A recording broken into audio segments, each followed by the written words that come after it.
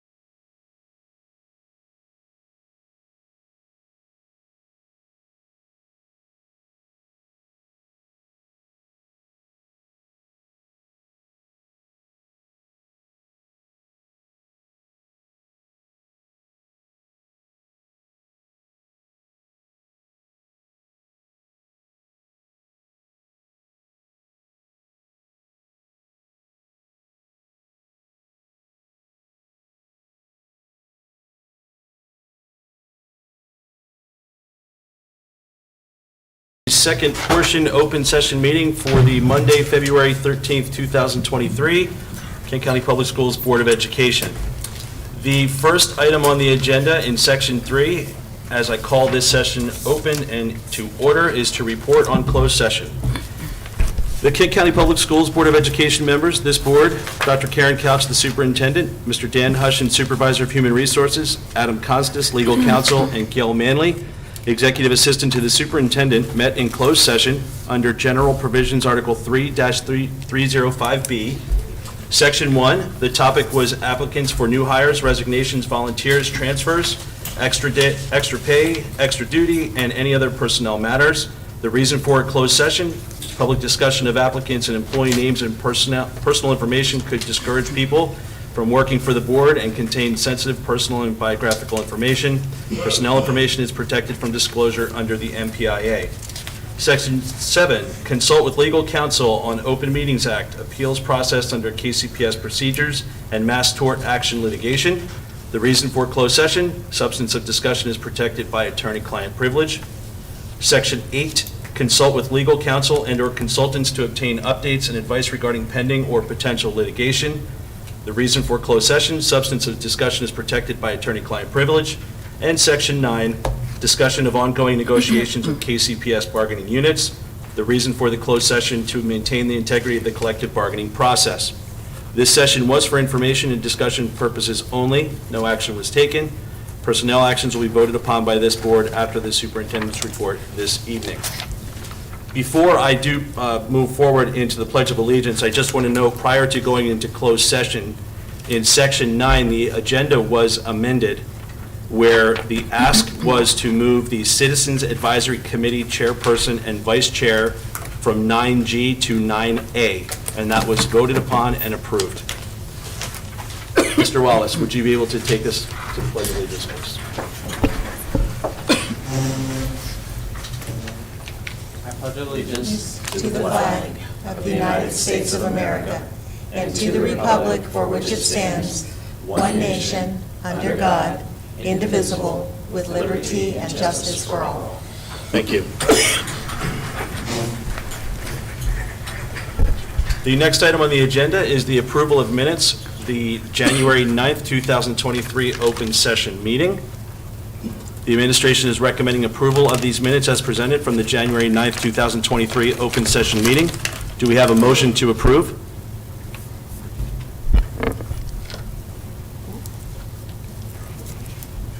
I've got a question.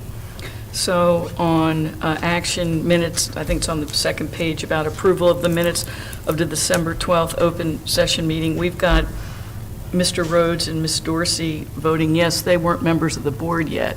So did they vote? Okay. It says they did not abstain? Okay, because it has then as a yay vote, so. Okay.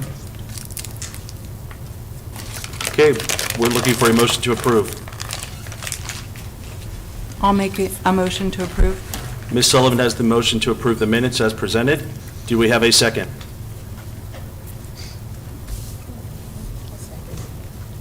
I don't think they can hear you. I'll second it. We have a second by Ms. Dorsey. Any further comments or questions? Hearing none, we'll go ahead and we'll call for the vote. All those in favor? Aye. Aye. Opposed? No opposition. The motion passes. Thank you, everyone. Section 4, the next section is public participation. Ms. Gale?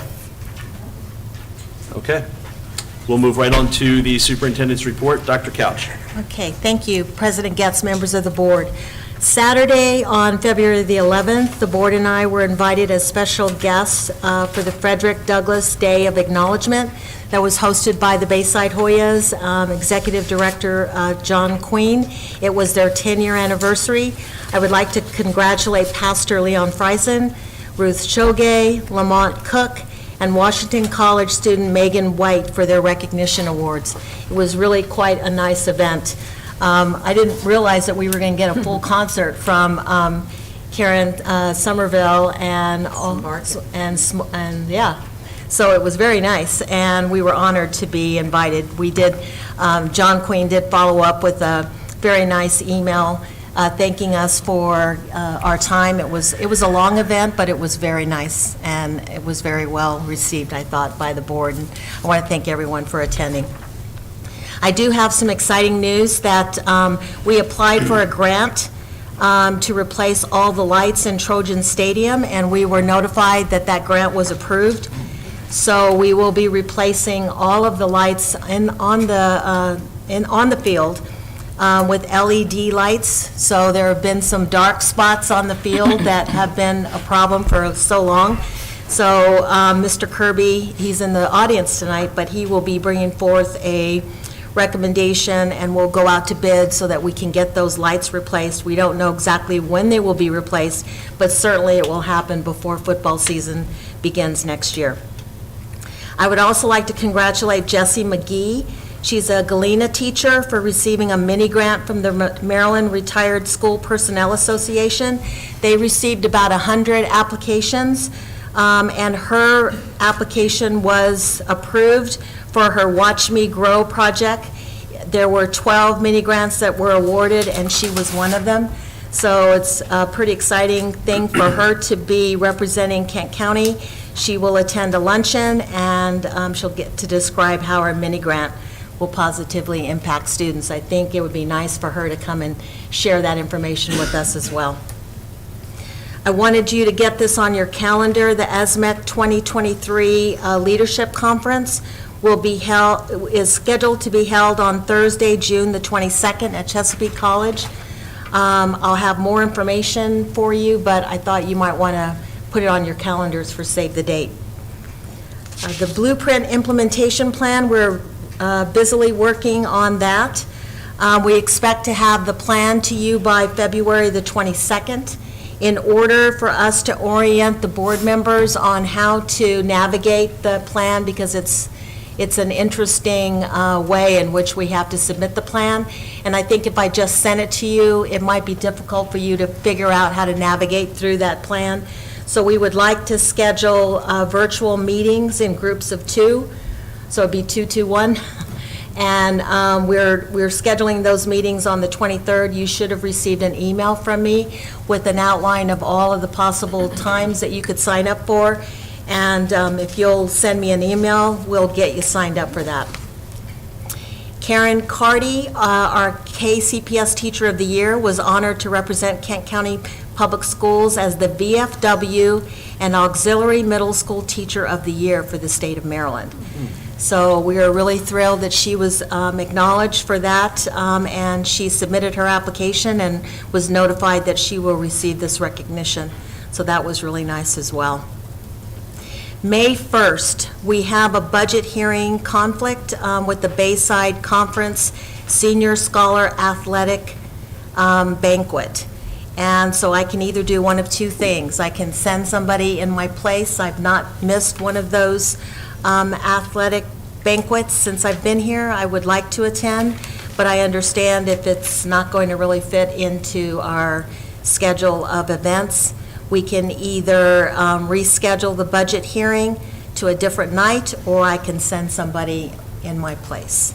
So we don't have to decide right now, but I wanted to put that on your radar, and perhaps we can talk about it on the 27th. Wanted to let you know that I did submit a letter of support for House Bill 402 and Senate Bill 402. It's pretty odd that both Senate bill and House bill have the same number. I think we all should go buy a lottery ticket or something, because that just never happens. But anyways, I submitted a letter of support on behalf of the board. I know that some of you have also submitted a letter of support.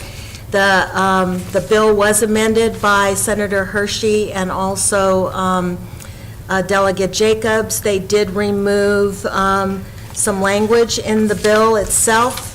They removed the language where it says, if invited, unless invited into closed session,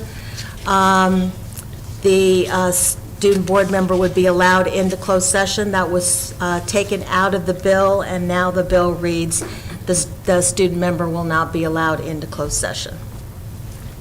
So we supported the bill with the amendments. Senator Hershey and Delegate Jacobs will be submitting a bond bill for the tennis courts to be resurfaced.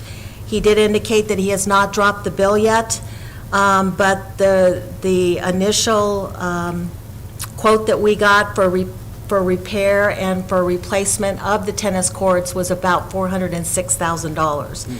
So that would be a $203,000 bill that would be submitted by our delegation, and we would we would participate by spending $100,000 in our Aging Schools grant, and then I would propose that we use some of our fund balance to support the rest of that as well. And just wanted to let you know that the new Maryland school rankings are out. Kent County moved 2 more steps up the ladder based on last year's performance of the state assessments. KCPS is now ranked 18 in the state. While we clearly have a lot of work to do, this is a big celebration for a small county. We owe a great deal of thanks to our principals, our teachers, our support staff, the teaching and learning department, administrators, instructional coaches, and parents who've dedicated their time to making a difference. I also want to thank the Board of Ed, who approved our budget and the grants that we submitted, the Maryland Leads Grant and all of the other grants that we've used to build up the supports in our schools. We will be reviewing the MCAP data at the February 27th board meeting like we talked about, and that'll give us an opportunity to go through all of the information so you can see precisely where we shined and where we have work to do. In the meantime, we are sorting out the data and looking for ways in which what can we do now to improve our data. One of the things that was real encouraging for us is that you saw the growth from our students from the beginning learner to the approaching learner. And so from level 1 to level 2, we have a whole group of kids that moved up to the level 2 area. And state superintendent said that when they analyze the data, which we're analyzing our own data as well, there are a number of students that miss proficiency by just 1 or 2 questions. So that's encouraging as well. And if you look at the state accountability report card, schools are rated on their growth. So when we show that our kids are growing from each of the levels, that's positive data for us as well. Finally, I would just like to note that in closed session, we talked about pending litigation, a mass torts claims that are being brought forward with the Jules Corporation and the Ultria Corporation for students utilizing these products and the harm that it's done with our students. These are mass torts claims that are being brought by school systems for these companies, and we have been asked to join this litigation, and I think that the board, you may want to talk about that and give me some direction on where you would like to go with regard to that. There's also another claim that we're considering as well that would be brought forth, a mass torts claim against social media companies and the harm that it's done with our students in our schools, and so we're considering that as well. So, and that concludes my report. Okay, thank you, Dr. Couch. The next item on the agenda is personnel actions. Mr. Hushin. Thank you, President Getz, school board members, Dr. Couch. Each month, the school board receives a report of stated personnel actions. These actions are discussed in closed session, and then a vote is held here in open session. The administration is seeking approval of those stated personnel actions. As Mr. Hushin has stated, the administration is recommending approval of these stated personnel actions. Do we have a motion to approve these stated personnel actions? I'll make a motion to approve. Mr. Rhodes has the motion. Do we have a second? I'll second. We have a second by Ms. Sullivan. Any further comments, questions? Hearing none, we'll go ahead and call for the vote. All those in favor? Aye. Aye. Opposed? Hearing no opposition, the motion passes. Thank you, Mr. Hushin. You're welcome. The next item on the agenda is the Golden Anchor Award. All right, thank you again. I am here tonight to honor our February 23 Golden Anchor Award nominee. Each month, we received nominations from staff, students, and some of our parents. This month, we received 7 nominations, and there were 2 that really stood out for one of our staff members. And before I announce the staff member's name, I know that her family is here in attendance. Before she comes up, I just ask that we hold our applause so that I can share some of the highlights that were sent in about her work. So this month's Golden Anchor is 2nd grade teacher, Miss Brooke Joyner, and some of the highlights that were sent in was really outstanding. So just let me share some of those. She truly cares about each of her students and treats them as if they are all her own. Our son was struggling in learning how to read.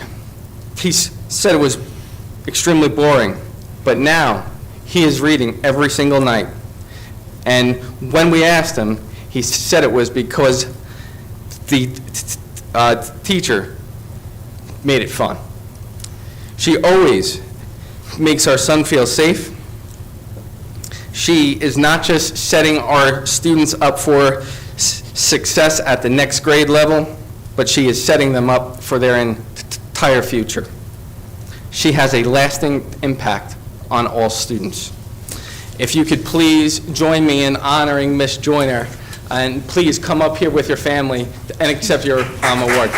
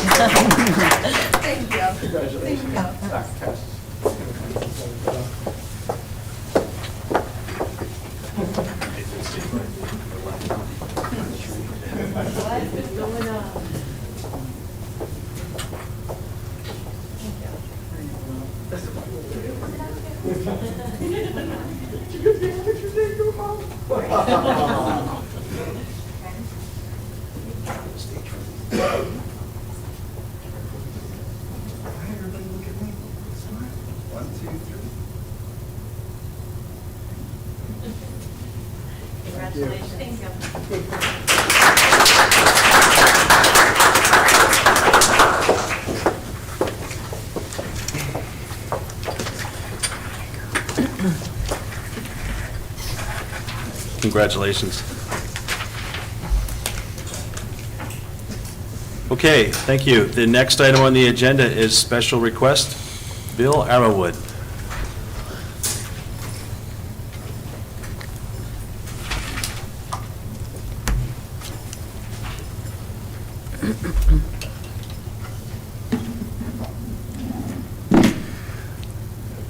President Getz, Dr. Couch, members of the board, thank you for having me today. It's an honor to speak before you and to make this request. I come representing a group of alumni from Kent County High School who are seeking to honor a teacher in a unique fashion at the high school. We are asking you to consider the renaming of the stage at Kent County High School in honor of Sylvia S. Maloney.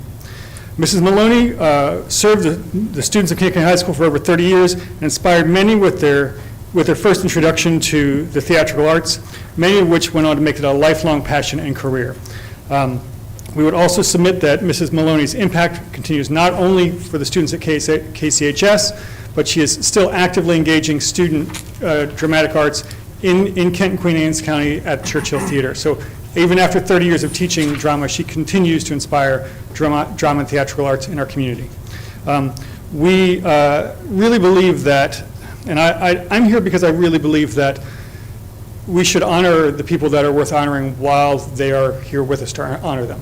And so it's an important thing that this year in particular, The play at the high school is the play that Sylvia directed in one of her final years 30 years ago that myself and my classmates were in. So this sort of was born of that idea that as we saw this time coming back full circle, we thought what a wonderful way to consider honoring one of our teachers. I would note that, I did the research and realized that that the school board had recently named some other facilities around the campuses in names of other people, so that's why we thought this might be a good opportunity. I will note that we realize that if we honor the name of the stage after Mrs. Maloney, that there are others that may be impacted and be worthy of honor, among them Dr. Keith Wharton. And we would suggest that while we're just suggesting Mrs. Maloney, this time we would not exclude Dr. Wharton from a further suggestion, or that if you wanted to combine this request at a time of committee, it might be worth the time to do that. As an active teacher, I don't know if that's allowed, but again, we just thought if we didn't want to make it seem like we were looking at one person and not the whole of the creative arts of the high school. I am here to offer our support and to ask for you to consider this request. And then after that request, if there's anything additional that needs to be done, please let us know and we'll be happy to support. Great. Billy, Thank you, before Ms. you, sorry. Please, go ahead. Before you go, I understand that the 1992 cast were big donors to the current theater production, and I wanted to say thank you. You're welcome. The entire 1992 cast was contacted, and they all, I reached out to them, or they reached out to me, and we made a small financial contribution to this year's show because we believe that our classmates are a part of it. Stephanie Spencer was one of my classmates who was in that original production. Several others of our classmates have their children that are now in that production 30 years later. So it's very meaningful to us. And again, this was sort of born of that idea that realizing as the world came full circle for us that it was time to honor a person who impacted all of our lives. Great.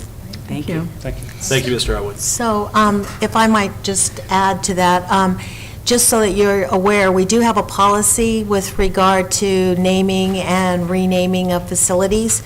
And so in that policy itself, it is very clear that if the board would like to move forward, there is a committee that has to be assembled, and other names have to be brought forward for consideration. It's not just a, we're going to name it after so-and-so. We have to go through the process to see if there are other names to be considered. And certainly, if this is a name that rises to the top in that committee, then we would have multiple meetings around the community. So what I would say is this is something for the board to reflect on, and if you wish to move forward with the committee, we could certainly put this on the board agenda, and you can direct me to move forward with regard to consideration of this request. Yeah, so as Thank Dr. you. Couch, thank you. As Dr. Couch mentioned, I mean, this was for information only this evening. If we'd like to have it on the agenda for our next meeting in March, we certainly can do that. So, well, if that's agreeable, if that's the direction, let's go that direction. Consider. All right. Okay. And thank you for coming out, Mr. Irwood. Thank you, Mr. Arwood. Appreciate it. Okay, the next item on the agenda is the Kent County High School roof update. Okay. We do have the Development Facilitators Incorporated, DFI, who are the project managers of the roof replacement at the high school, and we asked them to provide us with an overview and an update on the project itself. We tried to put this information on board docs, but it was just so much information that board docs wouldn't allow us to load it up. So we'll have to just show it on the screen, and then board members, you have something in tangible that you can look at as well.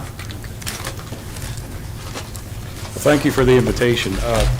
Is the mouse what we use to forward? Or you you want them to use this, or you want to show them? Okay.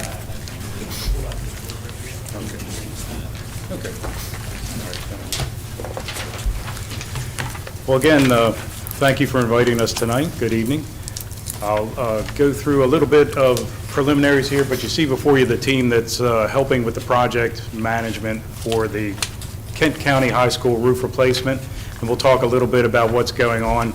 If you look on the screen, you can see we have regular drone photography of the roofing, and we also have thermal imaging that we use, and the thermal imaging gives us a before and after of, we can see some of the problems that you had in your existing roof, and upon completion, there's some things that you can't see with the naked eye that we'll be able to show with the thermal imaging to make sure that the installation is exactly what we think it is. So I'll do some introductions here. Like I said, we're not professional presenters, but we did put this together for everybody's information. So I'm Carl Reimer. I'm the general manager at Development Facilitators Incorporated, and you see Randall Darty behind me here, and Nicole Pennick.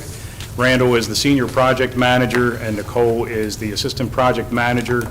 Depending on the project, they each can function in either of those roles. It's just depending upon their work commitment, who we pick. They're very talented people, and I depend on them regularly.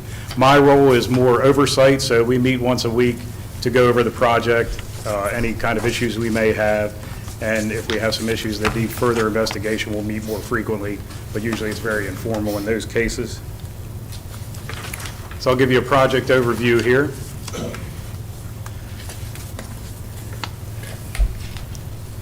So you can see for project management, the notice to proceed was April 8th, 2022. Now that was for construction. Our actual role in the project began before then.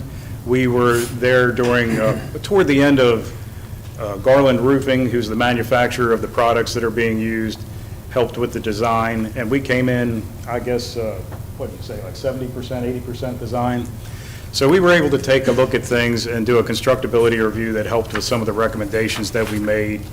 We have a completion date of August 31st, 2023. The value of the project is $7,016,000. Currently, we are on time and budget. You can see that there are change orders there, which are 3.7% of the project cost. I believe all of those change orders are betterments to the project. In other words, they are improvements that will help with the sustainability of the project. So change orders are something that we always try to manage to make sure we're meeting the owner's project requirements and giving them a sustainable and maintainable project. And the roof is a very important part of your project. And for coordination, I'll turn it over to Nicole Pennick to fill us in a little bit more.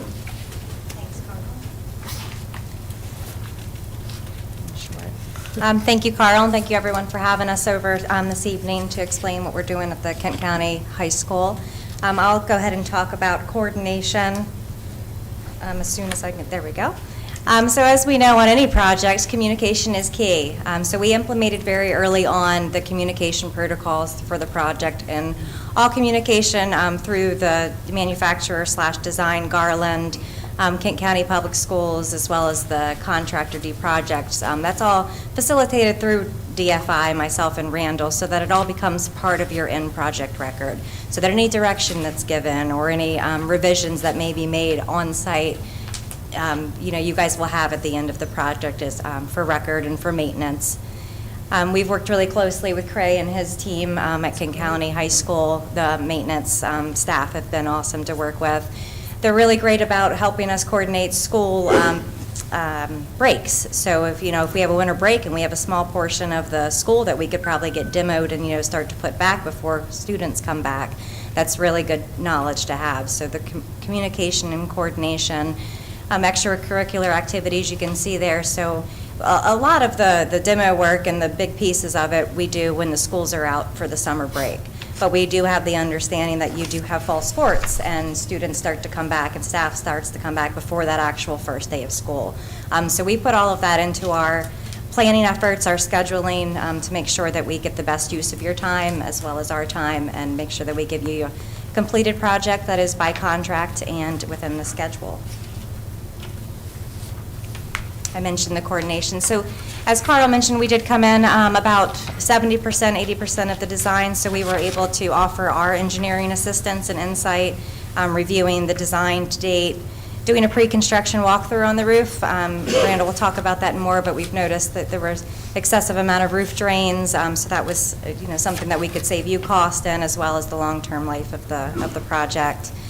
Early on, when we did award the contract to D projects at our first progress meeting, And speaking of implementation of an emergency response, so this is a roof. Once you open a roof, you have a lot of,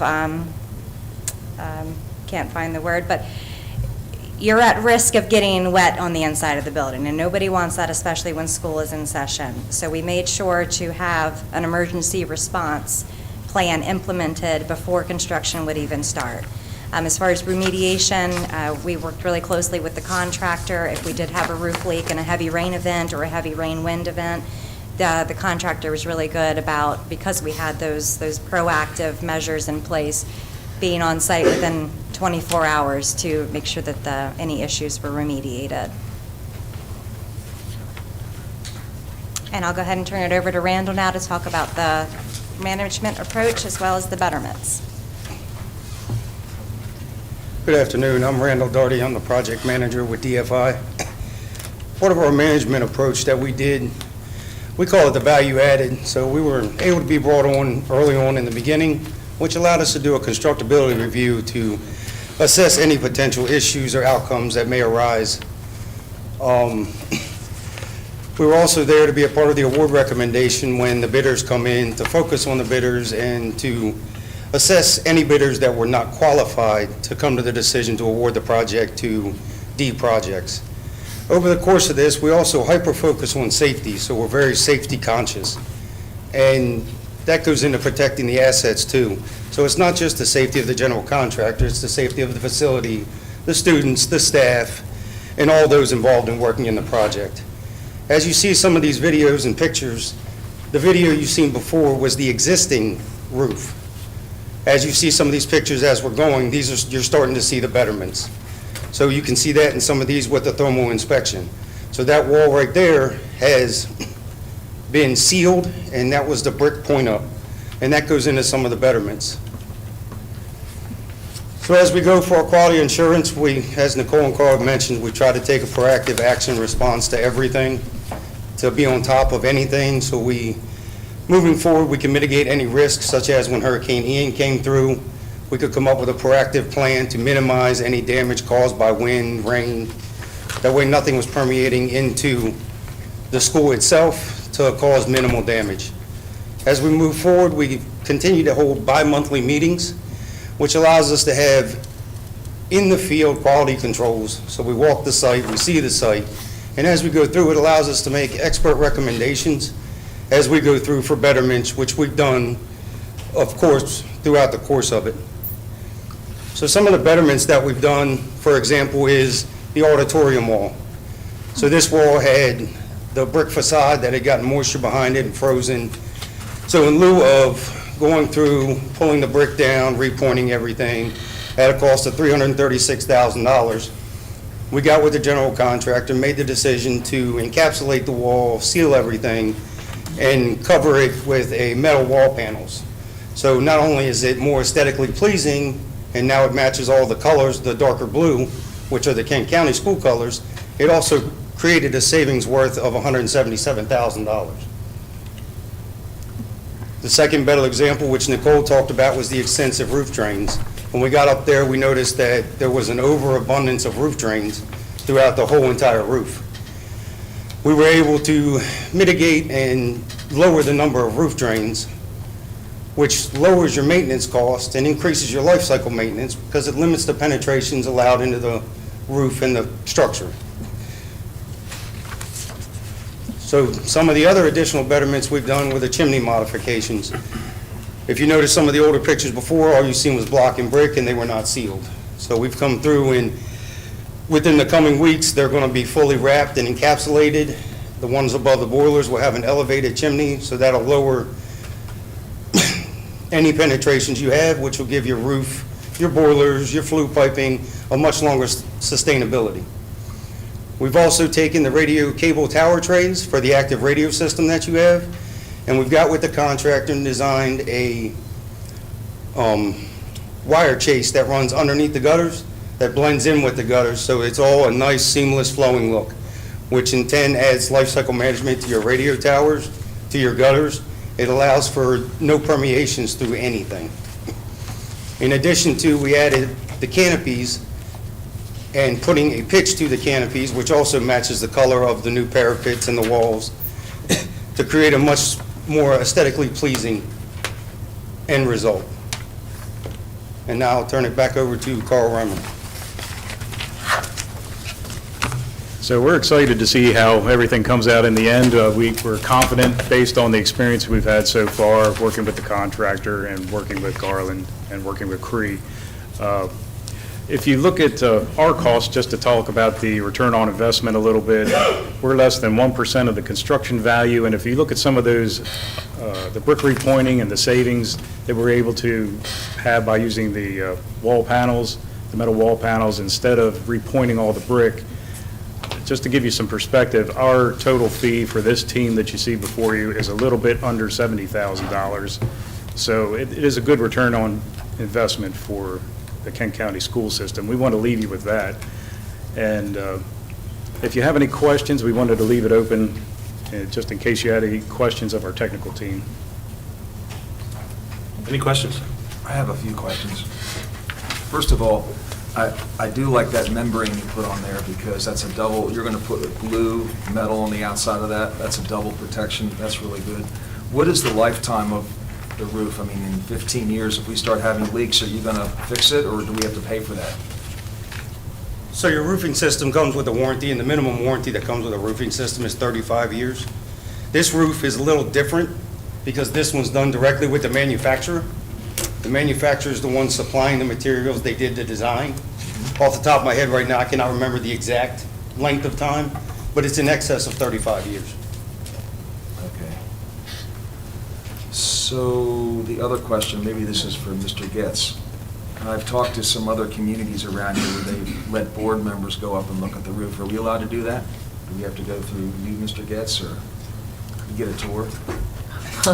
I would have to leave that up to Cree and the school board for that one. Okay. Right.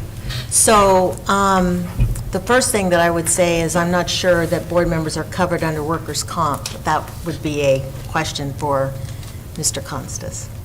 I mean, it's not to say that we couldn't work something out, but I think just off top of my head, I'm not sure. Slip in and getting her insurance. Common precautions and making sure it's done through the folks who are expertise in the area would be important. The only reason I say that, it would be nice for our community to know that we're really tracking. That's a lot of money.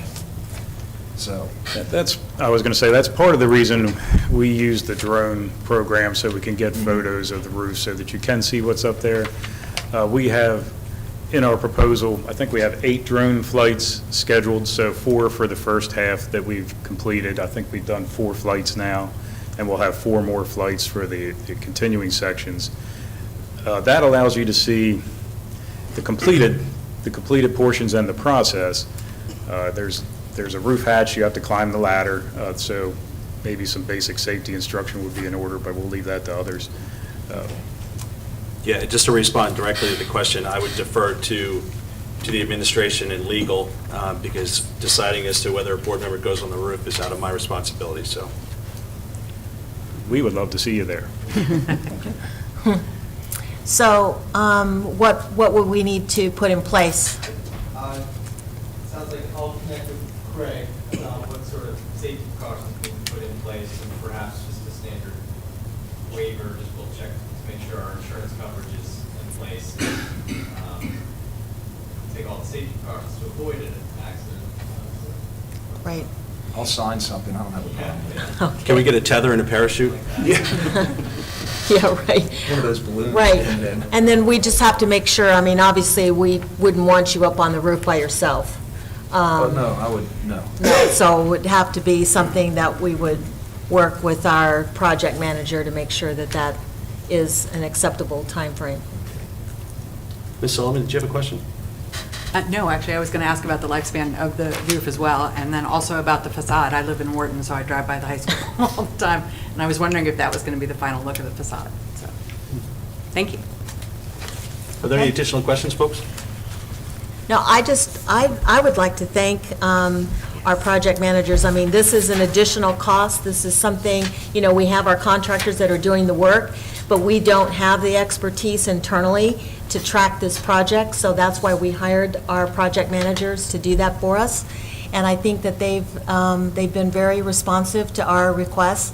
It hasn't been without some challenges every now and then, and so, I think we've worked through it and through communication, so I think they've done a really fine job. for And I would us. just add, thank you for the video and the flyover and kind of giving us that bird's eye view. It's very helpful to see it from those that stay on the ground. I just want to make a comment about project manager and having someone that you have confidence in. I'm really happy to hear that we're on schedule and on budget, because the last big undertaking we took at another school didn't go this smoothly, and it was stretched much longer than it should have. So has supply chain been any sort of a challenge for you? So we've had supply chain issues as we've come across. And the good thing about it is the general contractor and Garland Roofing themselves have great relationships with all the people in the surrounding Delmarva area. So they were able to obtain the materials, and they obtained the materials early. And doing that, we were able to have all the materials, have them on site, and be able to store them so there wouldn't be any hiccups in the supply chain moving forward. That's great. I'm wondering if one of the reasons you guys are on schedule is I'm out at the high school for fall sports, and it seemed like they were putting in some really long days, taking advantage not only of daylight, but you come out from a football game and there's lights all over the place, and they were still up on the roof working at night. So there was periods of times where they worked round the clock to be able to facilitate not interfering with the school functions, the functionality of the school, and allowing all the extracurricular activities to go on at the same time. Right. And I guess I just want to be really clear that DFI, they are not the contractors. They are the owner's representatives.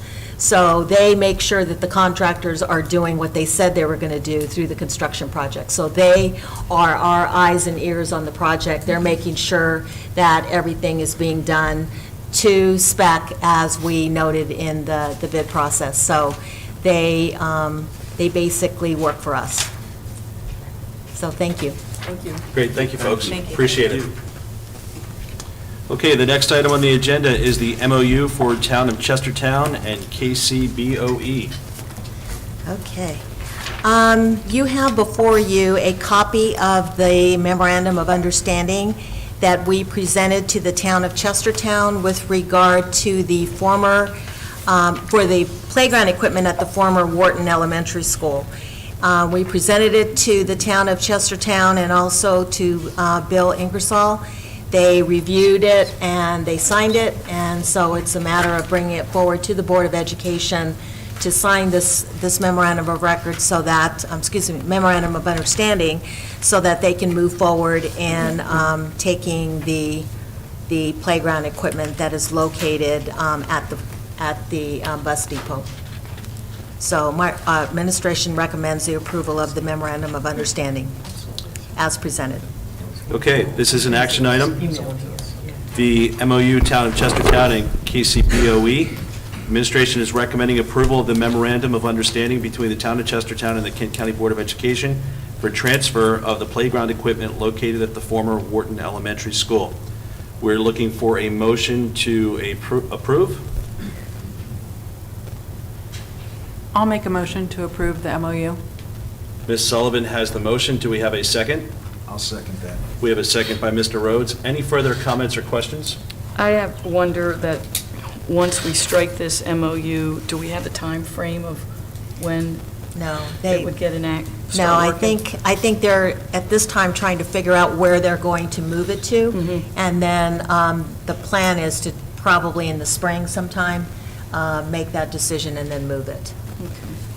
But I'd like to thank Mr. Constas for writing such a tight MOU. I mean, it's very well, it represents all of the wishes that you wanted and protects our interests. And it also states that once it's moved, it is no longer our responsibility if someone were to be hurt or harmed on the equipment itself. Okay, we have a motion and we have a second. Are there any further comments or questions? Hearing none, we'll go ahead and call for the vote. All those in favor? Aye. Aye. Opposed? There's no opposition. Mr. Wallace, your vote, yes or no? Yes. Yes for Mr. Wallace as well. The motion passes as presented. Thank you very much. The next item on the agenda is the fiscal year 2024, excuse me, school calendar approval. Mr. Hushin, you are at the podium, and the floor is yours. Thank you, President Getz, school board members, Dr. Couch. Last month in January, we brought forward 2 proposed school calendar templates. We then went ahead and put these templates up for a vote later that week. And I am here to share the results with you this evening and bringing this forward as an action item. So as you can see, we had 386 responses. About 50% of our responses were from staff, 42.5% were from our parents, and the remaining were from the greater Kent County community. And the results are as is. 66.1% of the vote were in favor of a post-Labor Day start, with 33.9% being in favor of a before Labor Day start. If I can remind you, the biggest difference in both of those calendars was the length of the spring break. So with the post-Labor Day start, it's a shorter spring break by a few days, but it's a long winter break. October 20, the third Friday in October is a day off for the MSEA Day. All the early release days will be a half day. And I would also like to note that we did hear from the state that we are going to be able to use some asynchronous days. We are not bringing that. Okay. Yep. We were notified by the state that we could submit a virtual Yes. learning plan, but Mhm. we haven't received it, Right.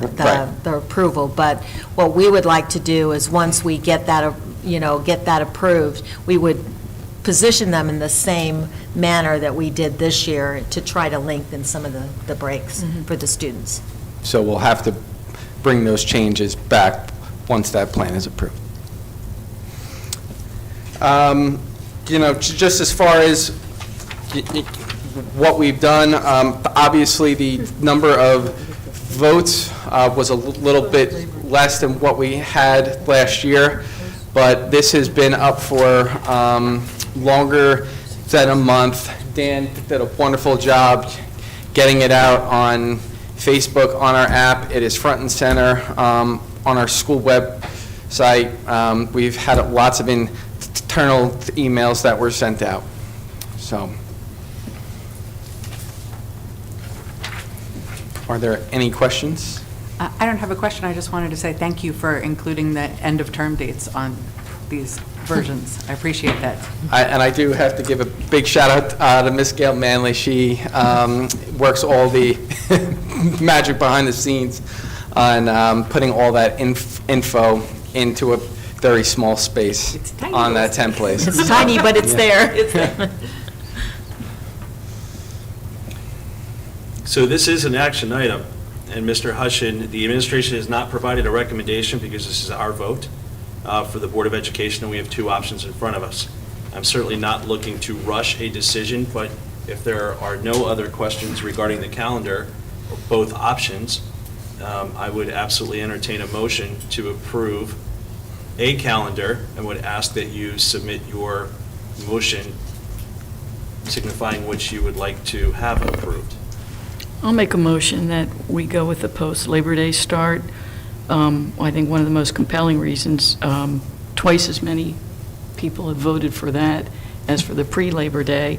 I heard a lot of good things this school year so far about the longer winter break, and also having the luxury of a virtual learning day, like on a Friday, that it let people get a head start on their vacations. So, and I think that by the time we get to spring break, most people are looking at the goal line, which is June. So I don't think days off are as important to them come Easter time. So I would recommend that we adopt the calendar with the post-Labor Day start. Ms. McGee has the motion to approve the post-Labor Day start. Do we have a second? I second it. We have a second by Ms. Dorsey. Any comments, additional questions, concerns? Hearing none, we will go ahead and call for the vote. All those in favor? Aye. Aye. Opposed? Hearing no opposition. Mr. Wallace, your vote? I'm in favor of the post-Labor Day as well. Mr. Wallace is also in favor of a post-Labor Day start. The motion passes as presented. Again, Mr. Hushin, please, as Ms. Sullivan recommended, please extend our appreciation to the calendar committee. Absolutely. Thank you so much. You're welcome. Okay, the next item on the agenda is the Kent County Middle School feasibility study.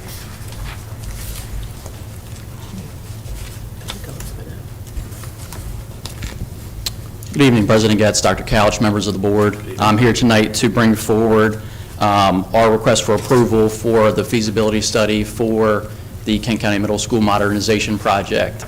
Just to kind of refresh everybody where we are in the process.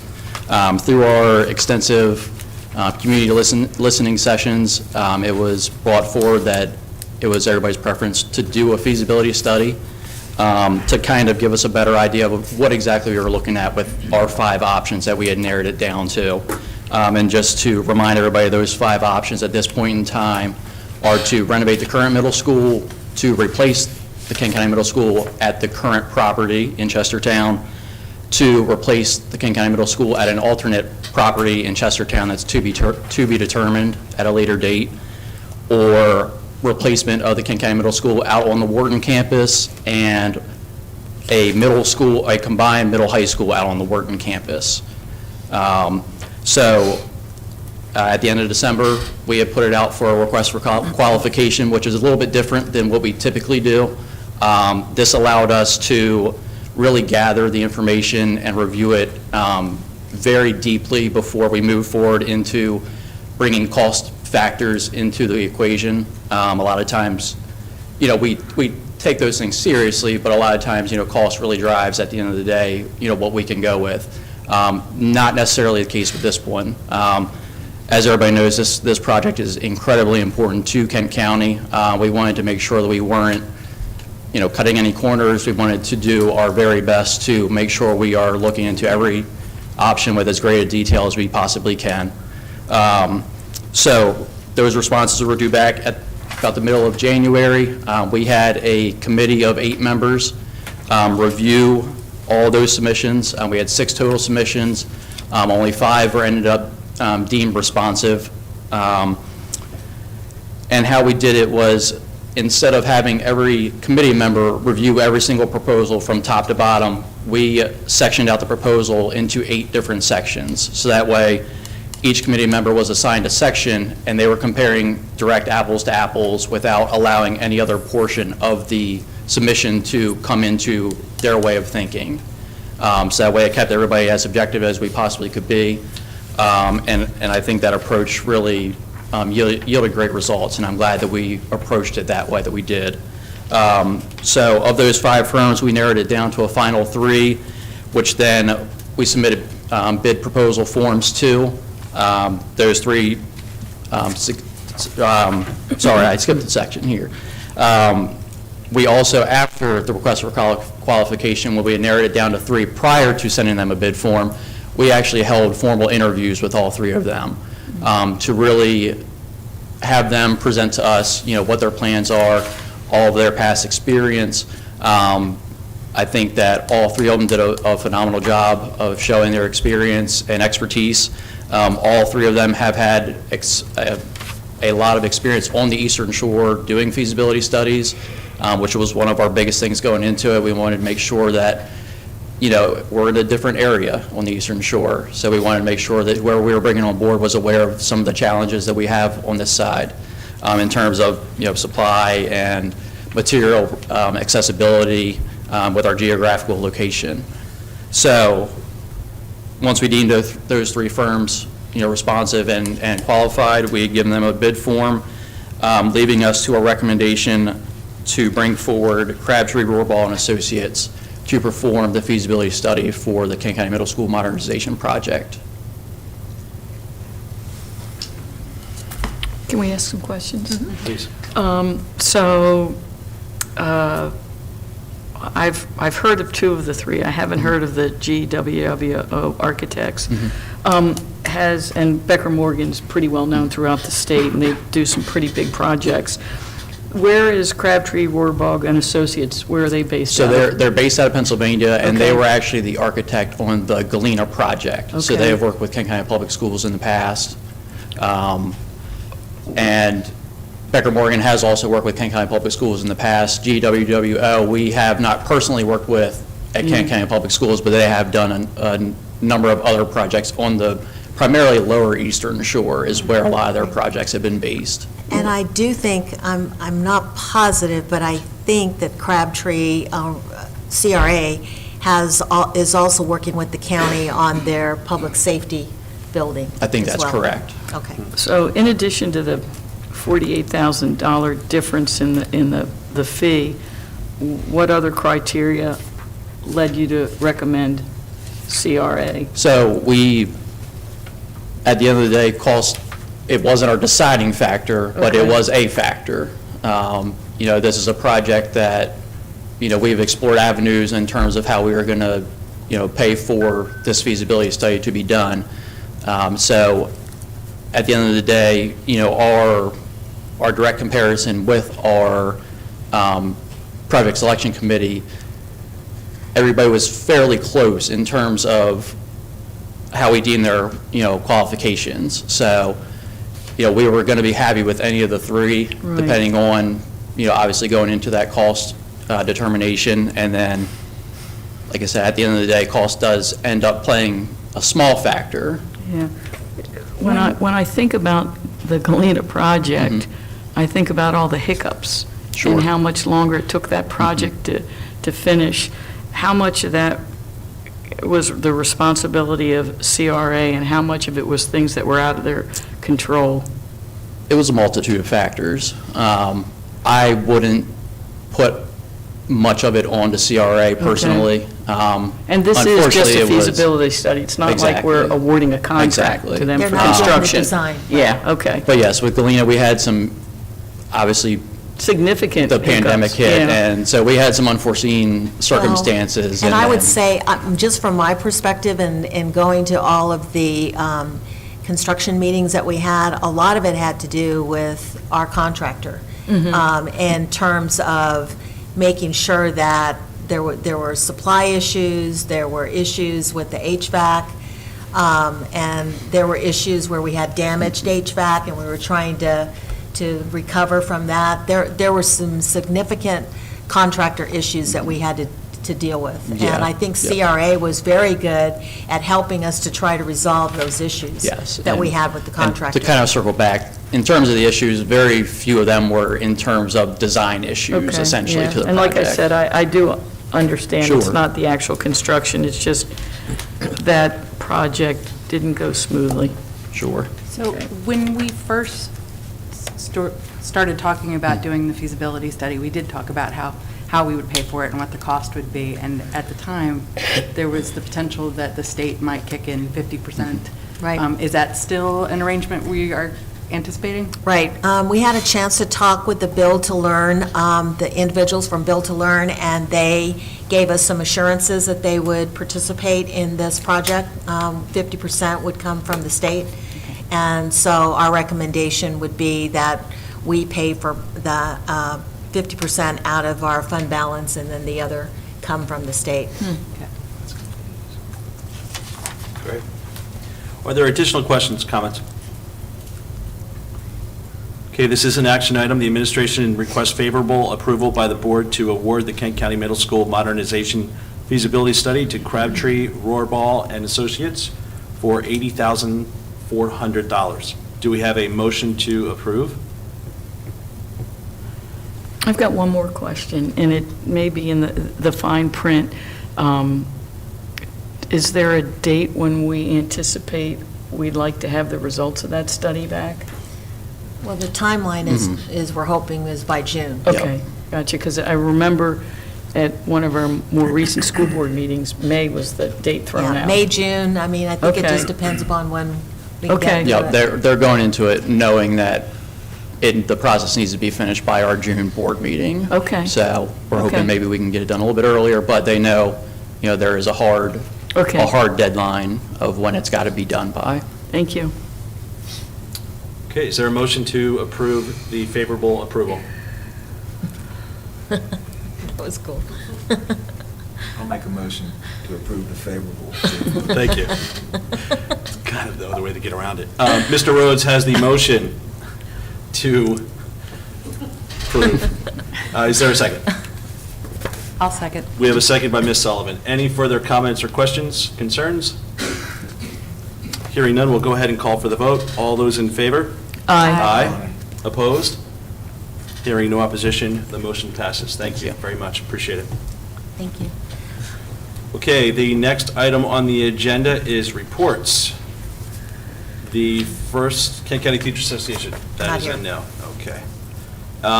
Board discussion. Let's start with Ms. Actually, Mr. Wallace, please, go ahead. All right, so for Henry Highland Garnett Elementary School on February 28th, there will be family reading night at 6 p.m. For Galena Elementary School, there will be staff yoga on February 15th and a class on motivation for February 22nd. They will be visiting interactive displays and books for the Summer Hall Education Foundation on February 22nd and listening to Summer Hall Crossroads Blue concert on the 23rd. For Kent County High School, February 13th through the 17th is Minority Scholars Program Spirit Week. Tuesday, February 14th, KCHS Trojan Time. Tuesday, Club, Intervention, and Enrichment Time. Thursday, February 16th is a KCHS Interact Induction. Friday, February 17th, schools closed for teacher professional development. February 20th through 24th is National Future Farmers of America Week. Monday, February 20th, schools closed. President's Day.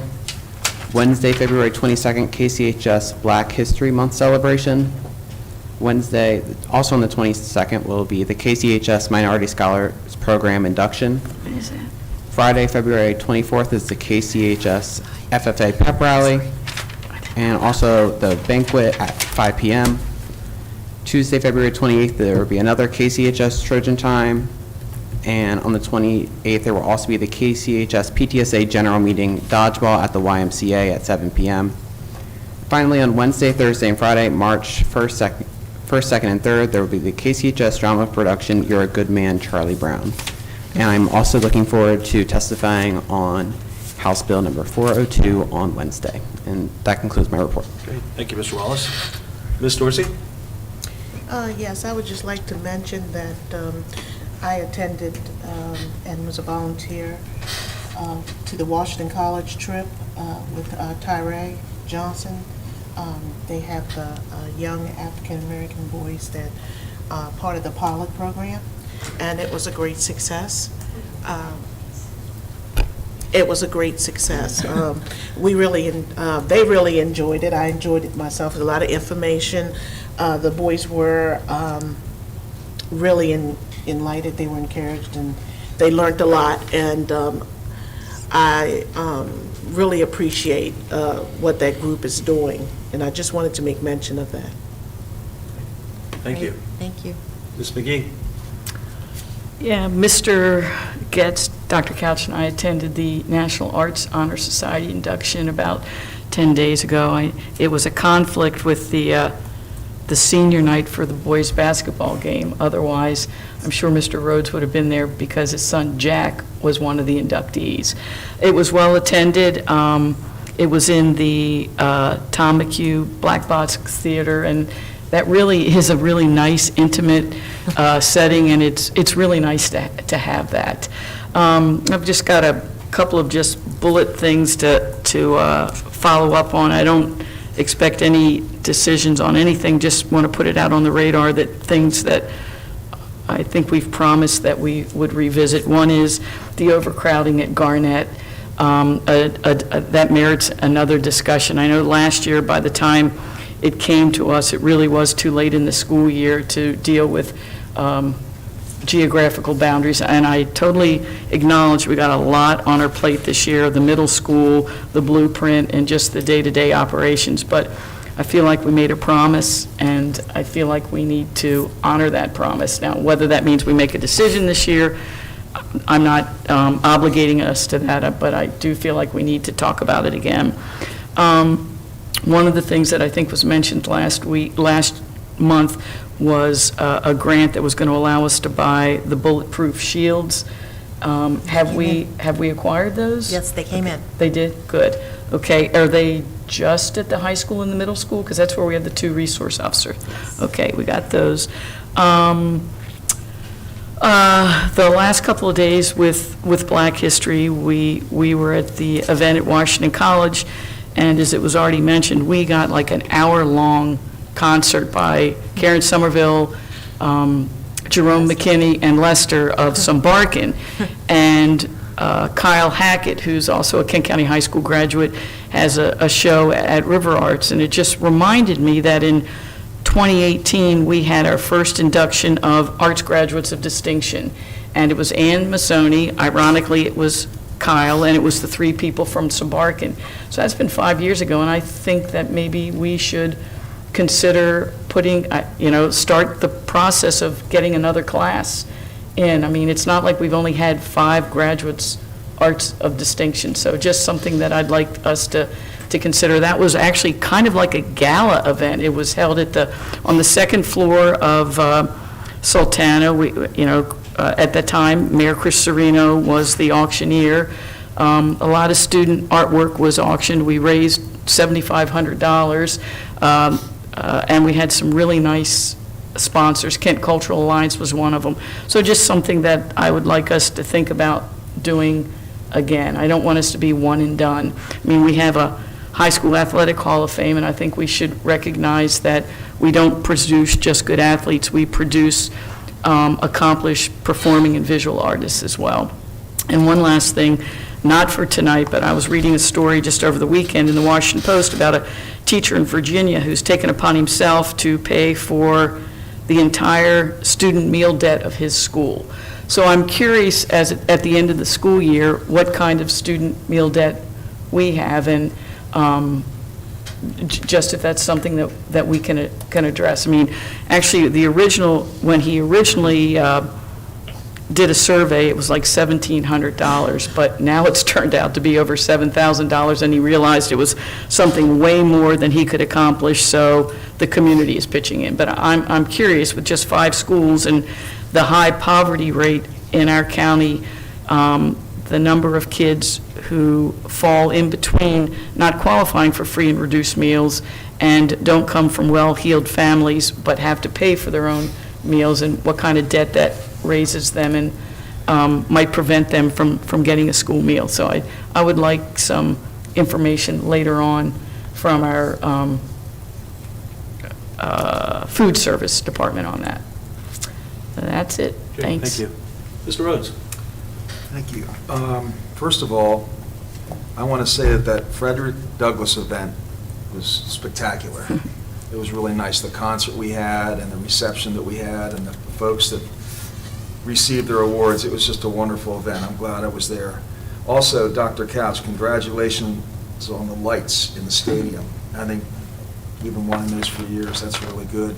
So I have a question about our ratings in the school system.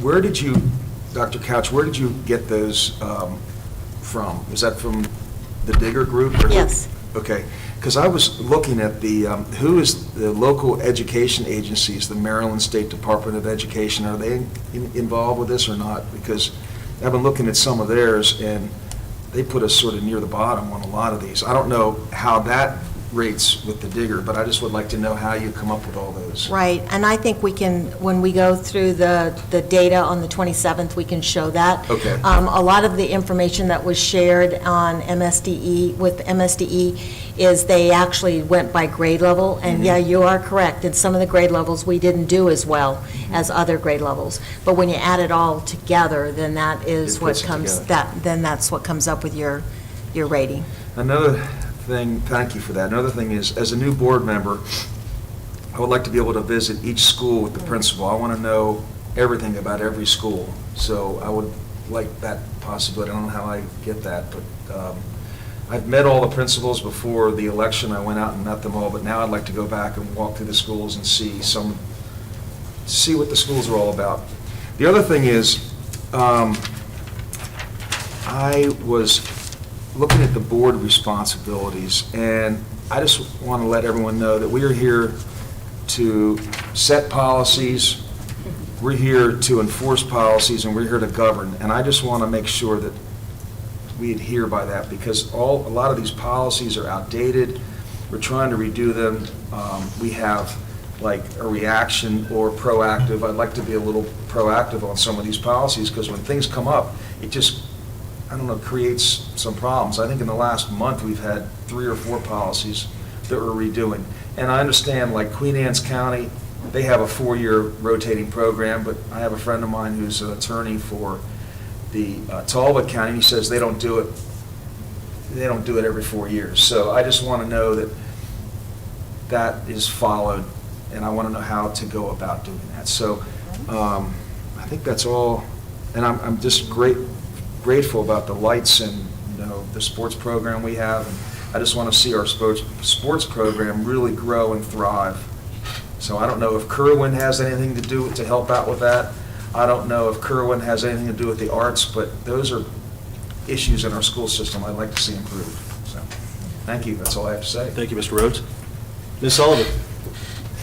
I just wanted to first express my appreciation to Gary Fellows and the members of the Millington Lions Club for inviting Joe and me to join them for a meal and provide a presentation and participate in a discussion. As a parent of a student at Galena Elementary School, I know how involved the local Lions Club organizations are in our schools, and the members that we met that night are invested in our students. They spend time in our schools, and they've been adding to their success. It was a pleasure meeting all of them, and I hope that they found the information that we provided helpful, and please invite us back, and any other organizations, please reach out to the Board of Ed if you'd like to speak with us. I also would like to congratulate John Queen and the Bayside Hoyas on their 10-year anniversary. It was an honor to be invited to attend the Hoyas Frederick Douglass Day of Acknowledgement Award ceremony excuse me, at Washington College. And I want to express my congratulations to the recipients, Leon Freisen, Lamont Cook, and Ruth Shogay, for their very well-deserved recognition. I also enjoyed our almost private Sumbarkan concert and ballerina Benta Owino, and our magnificent MC, Frederick Douglass, who also took questions after the ceremony, which Trish managed to stump him. And I'd like to let folks know that Kent County Middle School is holding a MAP Data Info Night on this Thursday, February 16th at 6 p.m. for parents. Parents receive MAP data with their most recent student report cards, and come out on Thursday to Kent County Middle School to learn more about that data. And it's not too late to join the PTA. There's still lots to do and much that you can contribute to, and please reach out to your school principal to find out who to contact. I spent an afternoon with a PTA member at the middle school just organizing cabinets and cleaning things. There's plenty for everyone to do. The CAC committee member application is open and available on the KCPS website. We are still looking for 7 applicants, 1 for each of our 5 schools, 1 at-large community member, and 1 student member. The deadline to submit an application is March 1st, and our next CAC meeting is the 22nd at 5:30. Let me see. I also submitted a letter of support for HB 402, and I'm looking forward to seeing that legislation go through. And I also want to thank and congratulate our staff for their hard work that is showing up in us moving up in the rankings, and it is steps in the right direction, and I appreciate that all you're doing to help our students. Thank you. Thank you, Ms. Sullivan. Just want to mention a few points as well. First off, just kind of starting where Ms. Sullivan just ended, I'd like to really offer my appreciation to not only the students, but teachers, staff, administrators, and Dr. Couch for all the hard work put in moving the needle. As Dr. Couch mentioned, we have a long way to go, but I certainly appreciate all that everyone has, all the work that everyone has put in. We set out about almost a year and a half ago, with some very bold targets, and certainly we reached for the sky, and we're going to continue to do so. But a huge shout out and thank you to all of those folks. On Thursday of last week, I attended with the administration the Maryland State Department of Education Data Walk at Chesapeake College. This was a program that the State Department of Education put in place to review some of the metrics and data that the State Department's using to evaluate the blueprint, and data that pertains to that blueprint, and giving us some insight on many things, from private providers to statistics on, employees and students and just across the board. So thank you for the huge turnout. I think although we were the smallest county, there we had the most people, so it was very nice. I had an opportunity to speak to President Clarence Crawford from the Maryland State Department of Education, as well as a few other board members and other folks from across the state and the Eastern Shore, so that was very nice. I also wanted to thank the Millington Lions Club for our great dinner last Wednesday night, as well as a short presentation. It was great to be out in public speaking with the folks there in that community. A very passionate group, and certainly it was a great time, and I just really appreciate that. A couple of reminders as well. Mr. Wallace mentioned the Interact ceremony that is on Thursday, February 16th. I'd also like to remind everyone the FFA banquet is February 24th at the Betterton Fire Hall from 5 to 7:30 p.m. So I would encourage those from the community, as well as board members and other folks, to attend. That is a really cool event, and supporting the FFA members is, as well as supporting others, is just a huge appreciation and thing that we can do, so that's really great. Additionally, Frederick Douglass Day, Saturday night, the concert, I'll say it also, I was very impressed, blown away, quite frankly, by the program. It was actually just a lovely event. I thank all the board members that were able to attend for being there. It was great. I know it was certainly appreciated by the folks there. One last piece that I have, two last pieces. One is, Dr. Couch, I know in the past, I know this year we had the National Art Honor Society induction, which Trish mentioned. We had the Interact ceremony, as I mentioned, Mr. Wallace mentioned, is coming up, and the National Honor Society. Can we find out where we stand with the National Technical Honor Society ceremony? Prior to COVID, we had something like that for CT, and I'm just curious as to where we stand with those students. So it's a huge recognition. It really helps the CTE area. And lastly, Mr. Wallace, I owe you an apology. I'm still getting used to the voting.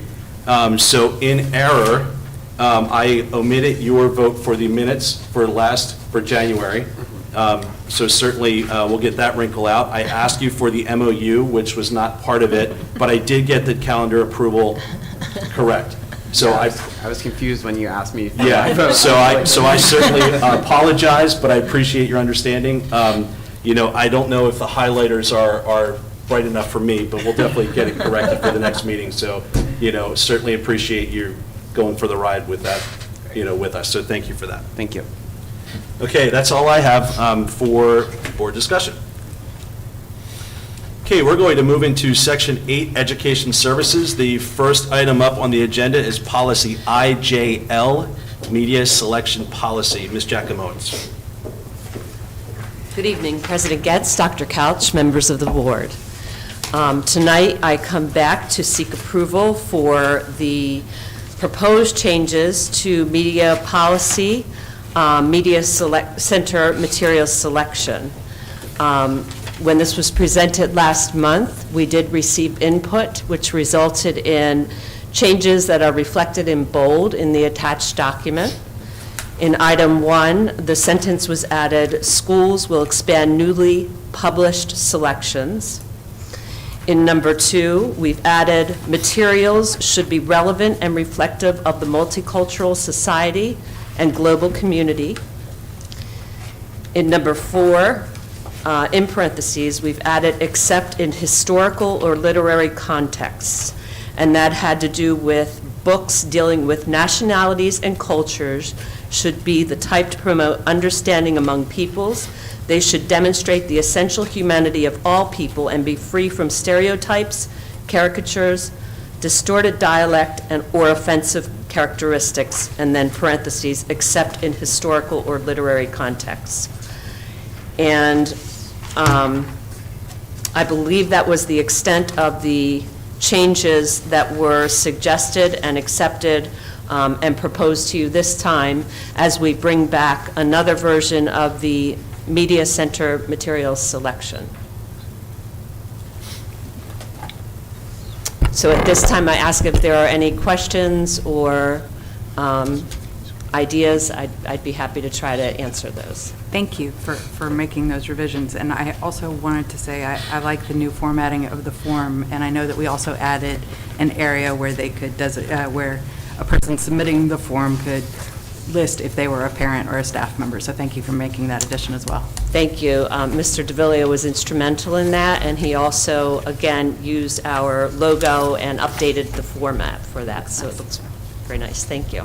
I've got a question. What's the difference between a media specialist and the media coordinator? A media specialist is the person, Karen Johnson, and a media coordinator, we have a teacher specialist. We don't have a media coordinator at the district. It's mentioned, that's...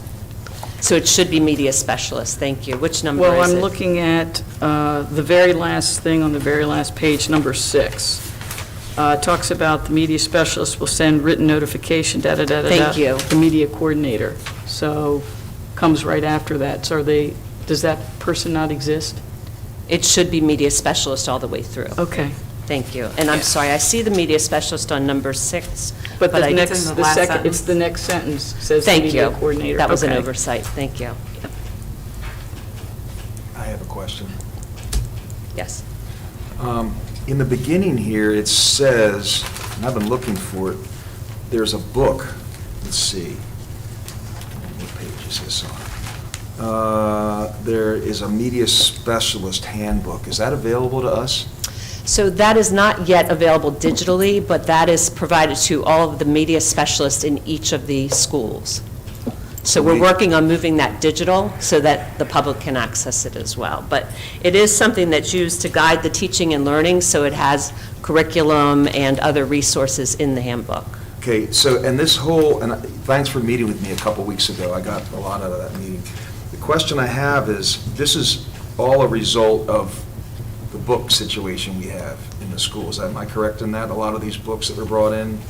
So we have a responsibility as a department to, again, as you mentioned earlier, review and update our policies and procedures on a regular basis. So this is an example of one that was not digitally available. And so one of our jobs we had to do this year was, again, search and see if there was anything else, and this is one that came to light. So it is a result of updating our policies as a department. But this wasn't updated since 1982, am I That's seeing? correct. And when we spoke to the other counties nearby, there were some that are in the, Queen Anne's is an example, same exact position. I mean, you're talking about policies that, in some cases, have not been updated in years. The only reason I'm asking that is that this looks so complicated. I mean, if you have one book that comes in and a parent doesn't like it, you have to assemble all these teachers to go over this, and it just seems like it's a lot of work. I don't know how many books, so I don't know if it could be simplified at all. I just don't know enough about it. I'm trying to understand all this, and there's just so many, after someone come in and complained about books, and then you had to write this extensive new platform here. It just looks... I think, and I don't know if this helps or not, but the description of the process has always been available in the handbook. And what we have done is to be more transparent and make it more available to the public, we've moved it to our policy. So now it makes the policy seem like it has a lot of information. So the information in that reconsideration committee Kent County has always had a reconsideration portion in the Media Center handbook, but it has never been part of the policy. So the effort was to make it available to the public. So the one question I have is, would you be able to bring this up in a year so we can just see how this is working? I'm sorry, bring this item up in 1 year, just in this month, in February, to find out, how many items have been... Oh, kind of check back in to see if we have any submitted? Is that what you're Because you have 6 years for books, suggesting? you have 3 years. I mean, by that time, people are going to forget about all this stuff. That's all I ask. Okay, I just want to make sure I understand what you're suggesting. So in 1 year, check back to see if anyone has submitted a reconsideration form? Is that what you're... Or just give us an update on An this. update. That's all I'd like to see. Sure. What I will note is, and we were investigating other school systems as well, they have a reconsideration process that almost mirrors the same thing. I know you were doing some research in other... Whole spreadsheet. Yeah, she had a whole spreadsheet on that. So it's not new, it's not anything that's unique to us. It's something that has been in place and gives an opportunity to review materials that are introduced into our library. So those individuals that came in and spoke up about the books, this might not change, it might have been the same. Am I seeing this correctly? What do you mean? The procedure existed in the handbook, and what Gina said is that what they've done is taken the procedure from the handbook and added it to the policy so that it would be more transparent. Okay. I don't know that you'll have this information. It's a little bit kind of what I think Mr. Rhodes was asking. Can you guess how often we've had somebody fill out a form and ask for a book to be considered to be taken off a library shelf? I can speak to what I've learned from Karen Johnston, who has served as our media specialist now for over a decade. Okay. And she has not had one reconsideration form submitted. And I think part of that is because our public generally works with staff first.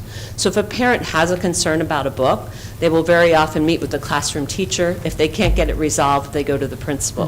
This doesn't change that great practice, which we've always had in place. And in most cases, they work with the family. So, for example, if there is something that is an issue, the teacher can explain the situation, the context that it's used in, and the purpose, and they will come to a decision at that point. Yeah, now, we're not talking about textbooks. We're talking Correct. about Right. material. Media. Yeah, that's what I mean. So, Right, yeah. have not had one. That's interesting. So you'll be able to put this in there for next year, you'll come up and just bring it up? I'd Can be you add that to happy this? to come back and share any updates or anything. Is that what you're suggesting? Yes, that's all I would like to have in Absolutely. there, so. Because there's so many things going on, I mean, I want to try to remember everything, but this is something I'd like to follow. That's not a problem. Okay. Okay, are there any additional questions or comments? I just want to say one thing, one more thing. So that meeting, which I believe might have been the November meeting, when we had a couple of people from the public read some excerpts from a book, which I believe they read just for shock value. I said it before, and I'll say it again, they could not possibly have read the whole book. But anyhow, one of the two people who spoke would not even qualify for this because they weren't a parent, they weren't a teacher, they were a community member, so. Correct. And our policy states that they must have a connection, a Right. relative in the school, a child in the school. Gotcha. Okay, thank you. Yes. I would like to say something. So as a grandparent, I couldn't say anything. So again, depending on the situation, if you have custody of the grandchild, you would be able to have a voice in the process, or you could speak to the parent of the child who could come in and fill out the reconsideration form. As a grandparent, if I had a concern going through my daughter to go in, and she could submit the form.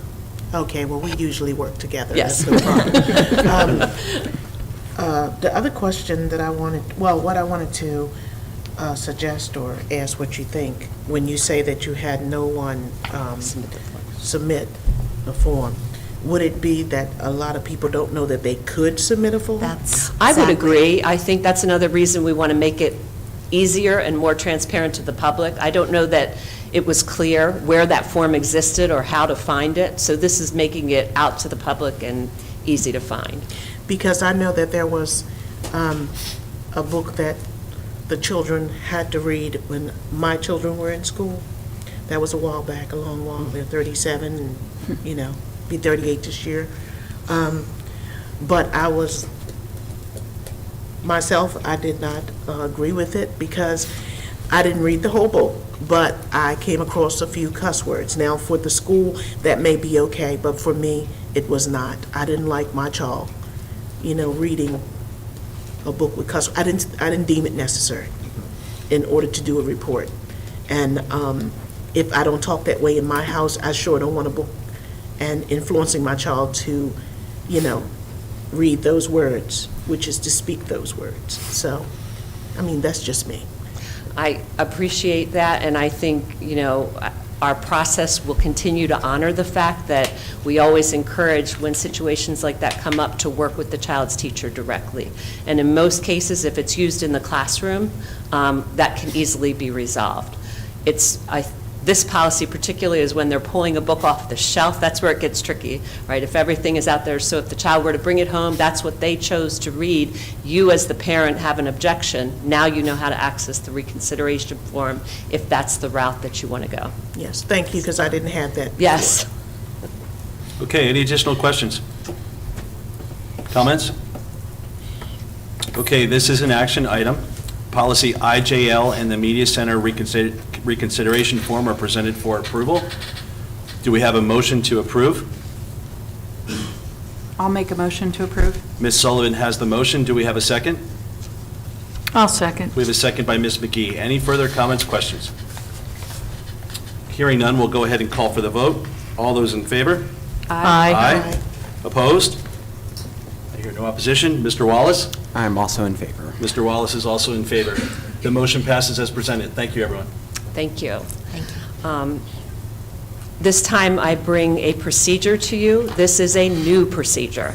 So in October of this school year, we received a letter from MSDE emphasizing to our school district, as well as every other district in the state of Maryland, that children who are not potty trained can no longer be excluded from pre-kindergarten enrollment. So this is a practice that had been in place, not only in Kent County, but across the state, and it is one that required changes in our procedures moving forward. So we had to convene a committee that consisted of our early childhood teachers, the health department, our district administrators, to look at COMAR, look at existing procedures in other states as well as other counties, Prince George's being instrumental in that. Dr. Keene with her background, because it has always been different with special education where we did not exclude children. That's very different, but in most cases the expectation was before they enter pre-K they had to be potty trained. Well, based on the memo and the guidance from the state, that is shifting. And that does not mean that as a district we're not going to encourage that piece, but we did have to work collaboratively to develop a new procedure that I bring before you today. And the procedure is procedure number 636, and it is one that really spells out not only the background and the procedure itself about the care. It puts great emphasis on respecting the dignity of those students, perhaps, that enter our school and need that additional support. It requires each school to work in a collaborative nature with their principal, their teacher, and also the health support, oftentimes from the nurse, to come together and develop a plan. So it has really opened our eyes in terms of this shared responsibility, and we came up with guidelines following what has been mapped out very clearly in other successful districts that have had this in place for a while. It also led to the development of a guidance booklet that I will give you a copy of tonight, just for information, so you can see the type of support that will be in place. And although it's not part of this procedure, it has also opened our eyes that we will need to provide training, just like you would with anything else. So as part of this back to school next year, we are really fortunate to have a supportive health department, and I want to give a shout out to our team members that worked in the development of this procedure. It was an incredibly collaborative effort. Our principals were fantastic. And with that, also, the other piece of it is that we needed to keep in mind that our schools were not all equipped for this. So maintenance got involved and went out and looked in the site itself to see, do we have a place if a child still needs to be changed that is private and has everything that's needed. So in some cases, there will be an installation of a changing table near some of our pre-kindergarten classrooms.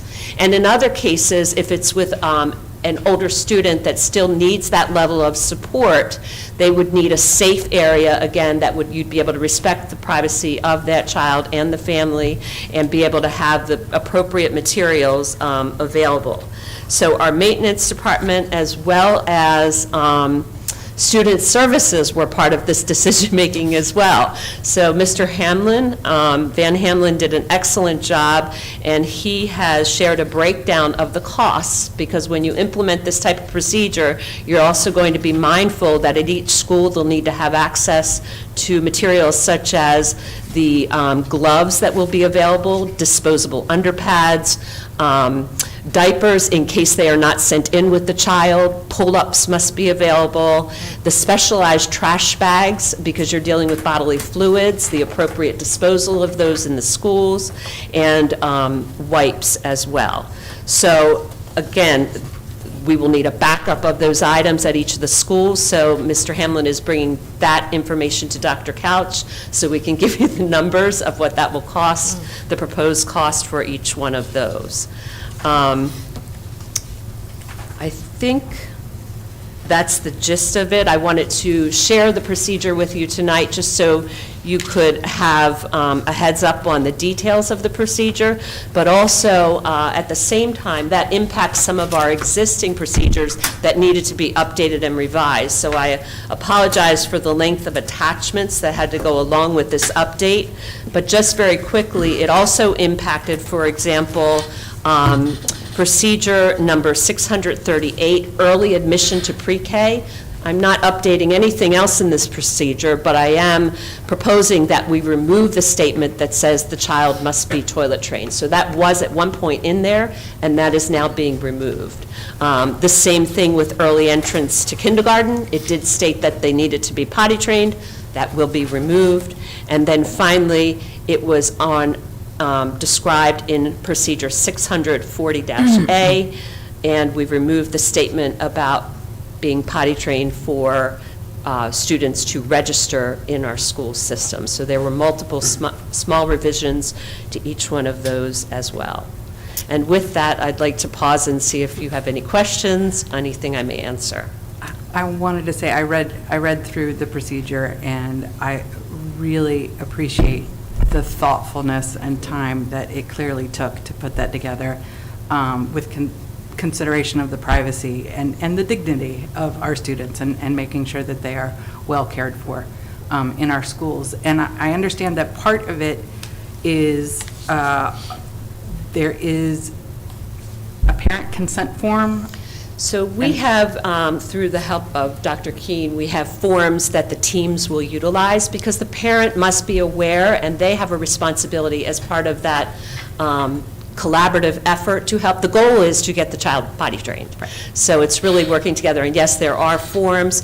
For example, we would need to track the number of times and set up certain time periods where they would have to try to utilize the restroom, and then track the success of that as well. So it does require some data tracking as well. So would all new pre-K students be given, as part of their package, a parent consent form so that the parent could submit it upon We just enrollment? finished our pre-K planning meeting, Okay. and we are moving forward by making families aware and asking them, is your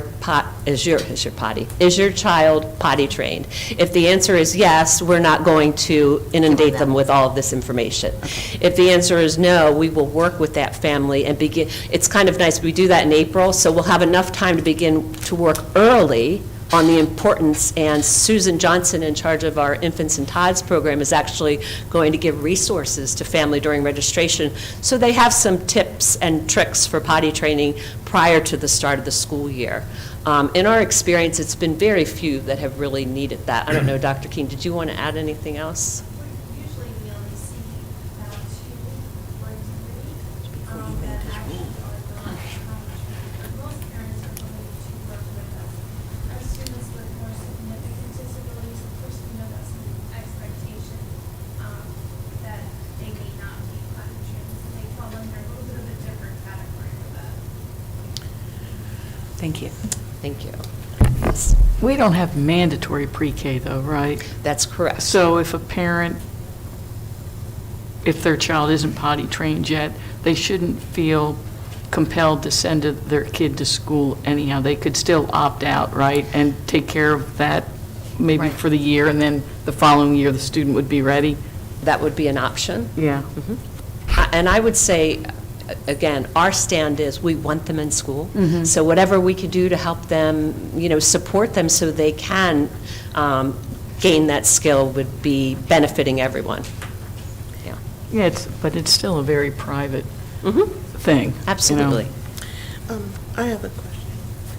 One, I would like to commend you, even on the last thing that you said, which is we want them in school. I really appreciate the concern and that you took the time, that you care about the children and their welfare, because that should be number one for us. But at the same time, I want to ask, do you think that this would deter some of the parents from potty training their children, knowing that, hey, I don't have to do that? Sometimes some of them did just that because they know they're preparing to go to school, and I don't want you not to go. I want you to be ready, so we have to make sure you're ready. And now it's being told that we will do it for you, so many of them won't even make the effort.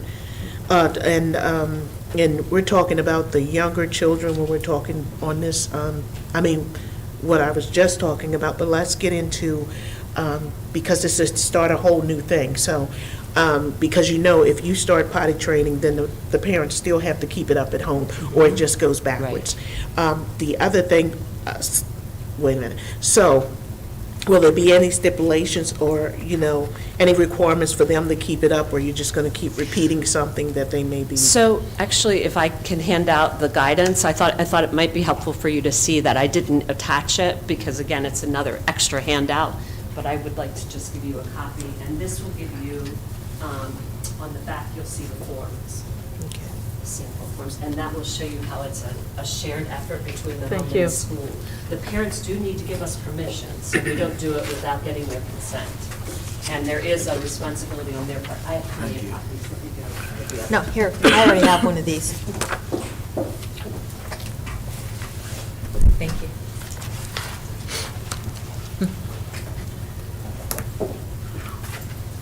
And I just wanted to ask one more thing. To what age, is this all the way through to 18? I already have one. All the way through the 18. Yes, that they can come and not Yes. continue not to be potty. And who will be changing an 18-year-old? I'm just wondering. I know. Oh, and will they be hiring extra aides and support in order to So do that's that? a really good question. And so there is no additional staffing that comes along with the expectation, the COMAR regulation. There will be training, and you'll see when you have time to read over the guidance document as well, we take a team approach. So in most cases, it's about having access to a restroom that's very close to the classroom. And from our experience, it's primarily been pre-K. Yes. And by a few months into the school year, most of our pre-Kers are ready to go. They're potty trained. So there is no additional staffing, but there will be a team responsibility for that. Okay. Are there any additional questions? Yes, I have one question. On this policy, it says right here, the personal care may involve touching, viewing the private parts of a child's body, et cetera. Will there be two people in there at every time? So if you have an older child, they'll come back and say, how does that? So that has been a question that came up during our discussion with our nurses, our principals, and our teachers as well. And in most cases, in the early childhood classroom, you will have two adults nearby. However, they're in a bathroom where, again, they would be in a private area where they would not have to necessarily be right in the stall with the child. There's enough privacy in that area, and it's exactly how we've been operating. So this is not a new way to go through that procedure with 4-year-olds. It is a very safe and appropriate way, respecting the dignity of the child in that stall. However, you're not always going to have two adults in the room. Okay. Procedure 336, student personal care and toileting, and revisions to procedures 337, 338, and 640A are presented for information only. Thank you. Thank you. The next item on the agenda is procedure 600-92, search and seizure. Ms. Williams. Evening, President Getz, Dr. Couch, board members. Tonight, we want to bring language forward that really is clarifying, and we're adding some new language. And this is really coming after working with our principals and assistant principals. This is typically an area which makes administrators a little bit nervous sometimes. And so when doing some trainings this past year, this is where this is coming from. Putting something in writing for them to be able to come back to in black and white. So I'm not going to go through this in detail, but what I do want to point out a few things that typically comes to light in terms of when you're talking about search and seizure. So as you may know, administrators need reasonable belief, not probable cause. So reasonable belief is really there is credible grounds or evidence to believe that the search will reveal an item, possession of which is a criminal offense under the laws of Maryland, or a violation of any other Maryland law or rule or regulation of Kent County Public Schools.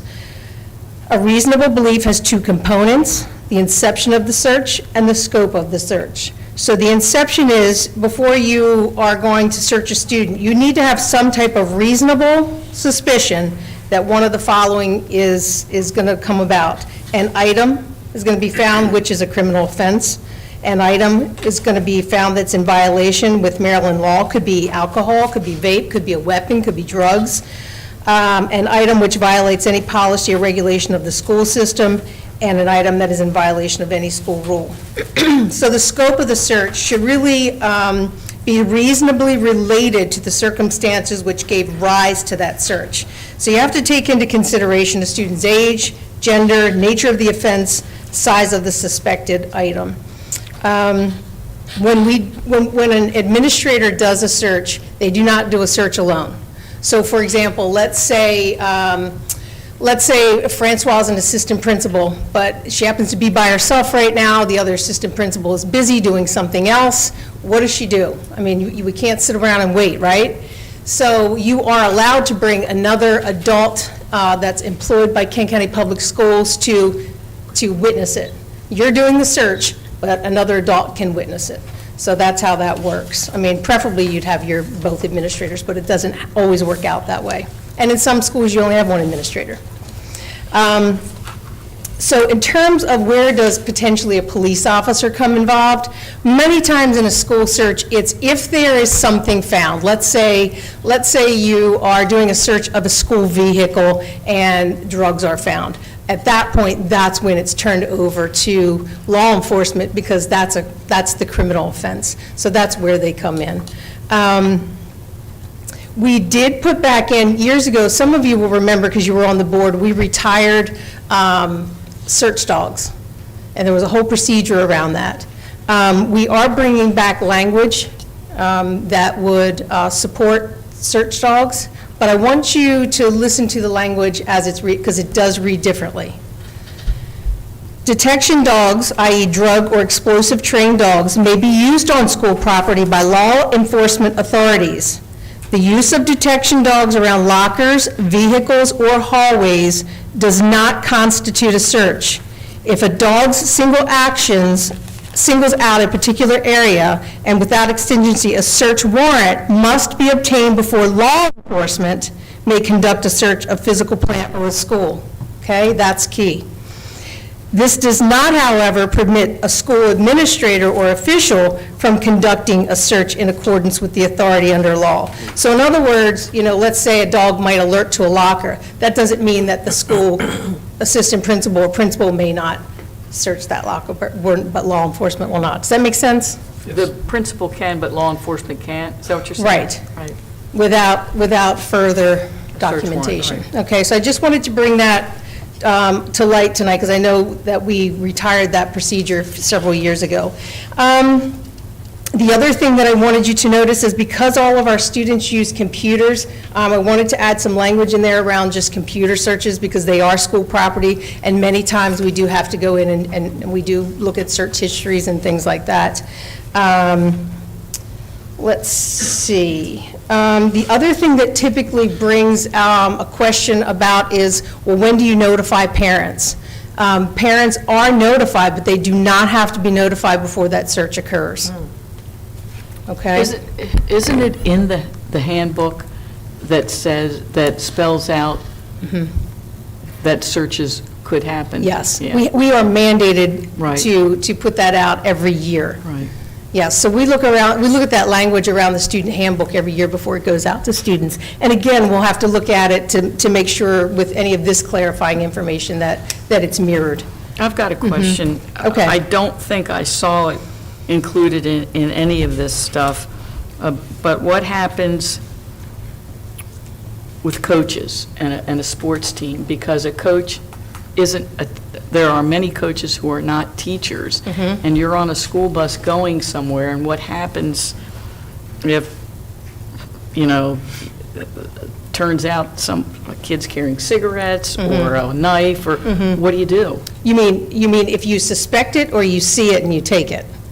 But any of those things. So I guess what I'm asking is, what sort of authority or what can a coach do?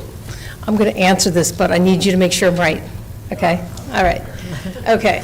So let's say. And let's say, maybe it's not cigarettes, maybe it's not a weapon, maybe it's alcohol, Okay. Because that's, Right. it's not like that hasn't happened. Okay, so here's how I'm going to answer it with Adam making sure. Your I'm right. wingman, okay. That's right, my wingman tonight.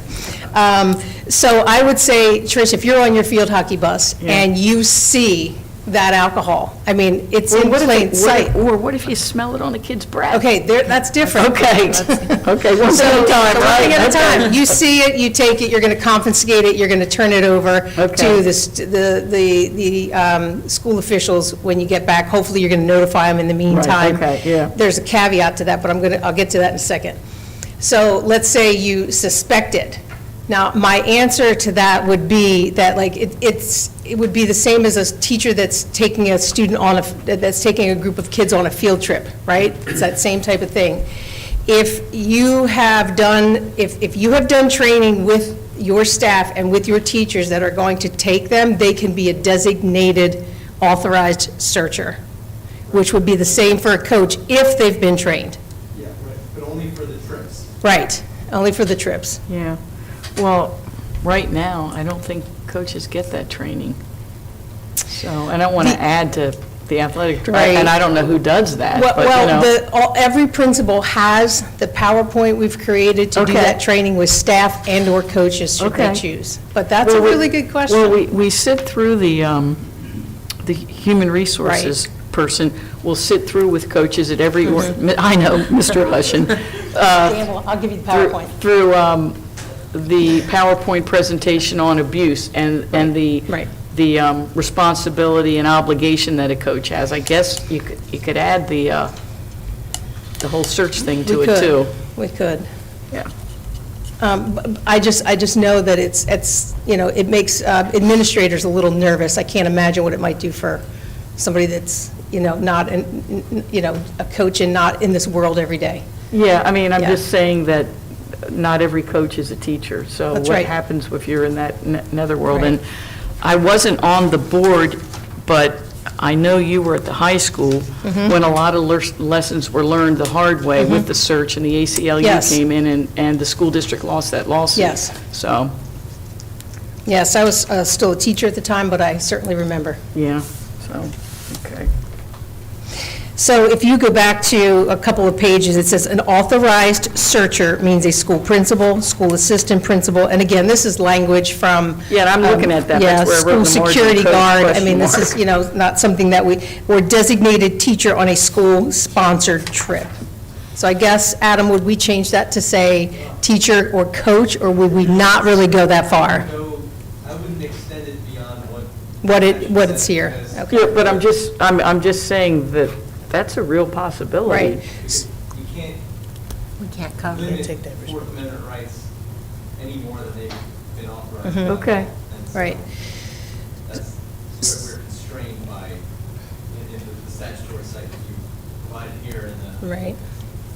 in the policy 7308, so we really have to follow that. So if I were asked by a coach that is employed as a coach, but is not a designated teacher, and they're on a sports trip, not a field trip to Washington DC, would you suggest that I would say, it is in our best interest that you do not do any searches?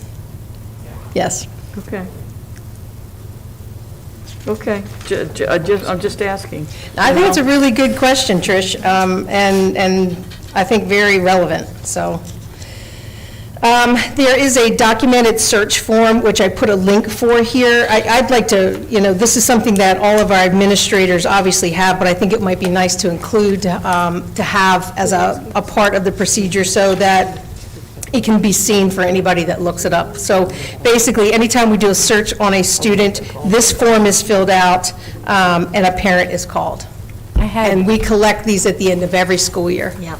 I had a recommendation for something to Okay. add to the form if possible. Okay. There's an area where it says to put the date and the parent that was contacted, and I'm wondering if we couldn't also include a way to record the name of the parent or guardian that was contacted and the Okay. method by which they were contacted. So if we called or texted, emailed, or left a voicemail. Yes, we can do that. That's a quick change.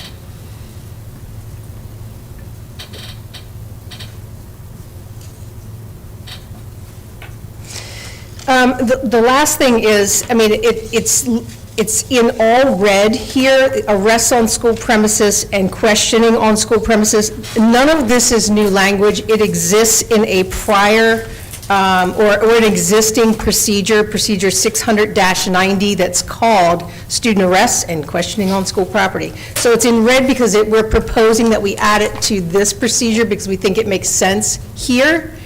And again, if you don't agree with this, I can live with this too, but we were thinking of then retiring this procedure so that it's just all in one. Place.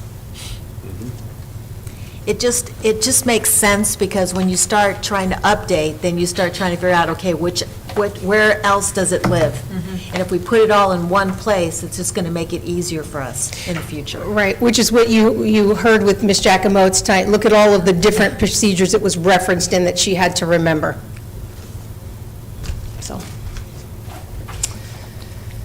So Okay. that's it, unless you have any questions. Is there anybody opposed to us putting it all in one place and retiring that one?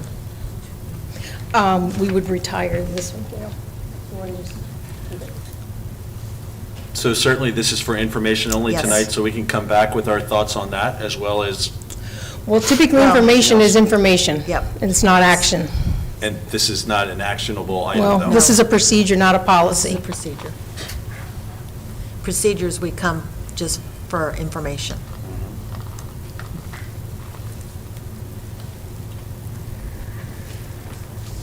And just to, so you'll feel some comfort, Adam did have a chance, Mr. Constance did have a chance to review the search and seizure procedure to make sure we were compliant with everything that we needed to be legally.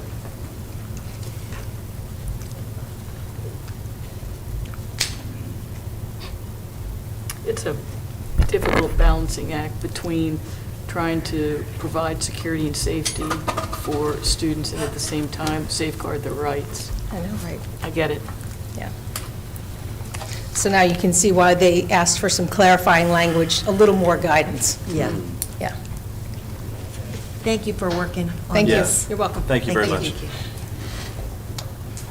Okay, the next item on the agenda is Procedure 300-7, Criminal Background Check Update. Mr. Hushin. Thank you, President Getz, school board members, Dr. Couch. Tonight, I'm bringing forth some updates to our existing criminal background check update. It was last reviewed in 2017. Just give me a second to pull up the draft.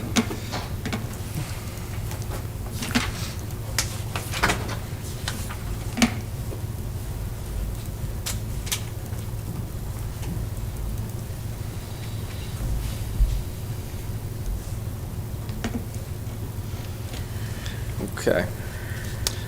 So first and foremost, you'll see that wanted to ensure that the information that is stated in the law was included at the top of this. So anything that you see in red is something that is new.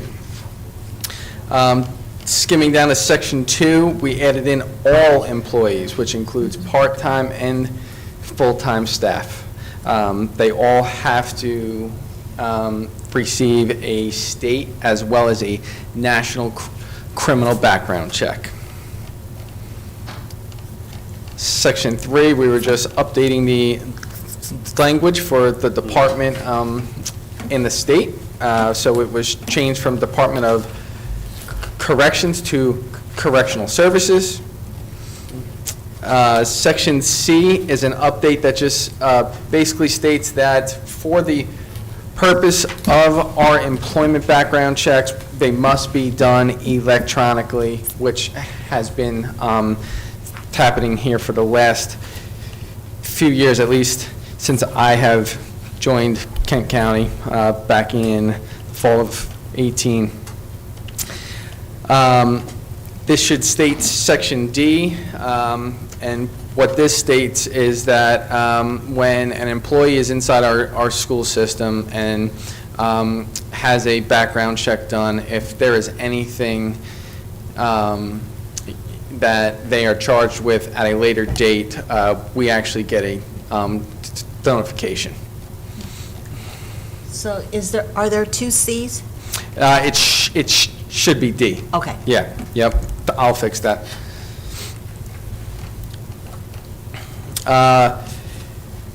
Section 4 is just stating that when an employee goes through this process before they are eligible to start working, the direct supervisor, a school principal, or a supervisor here at central office will need to receive a written clearance from our office.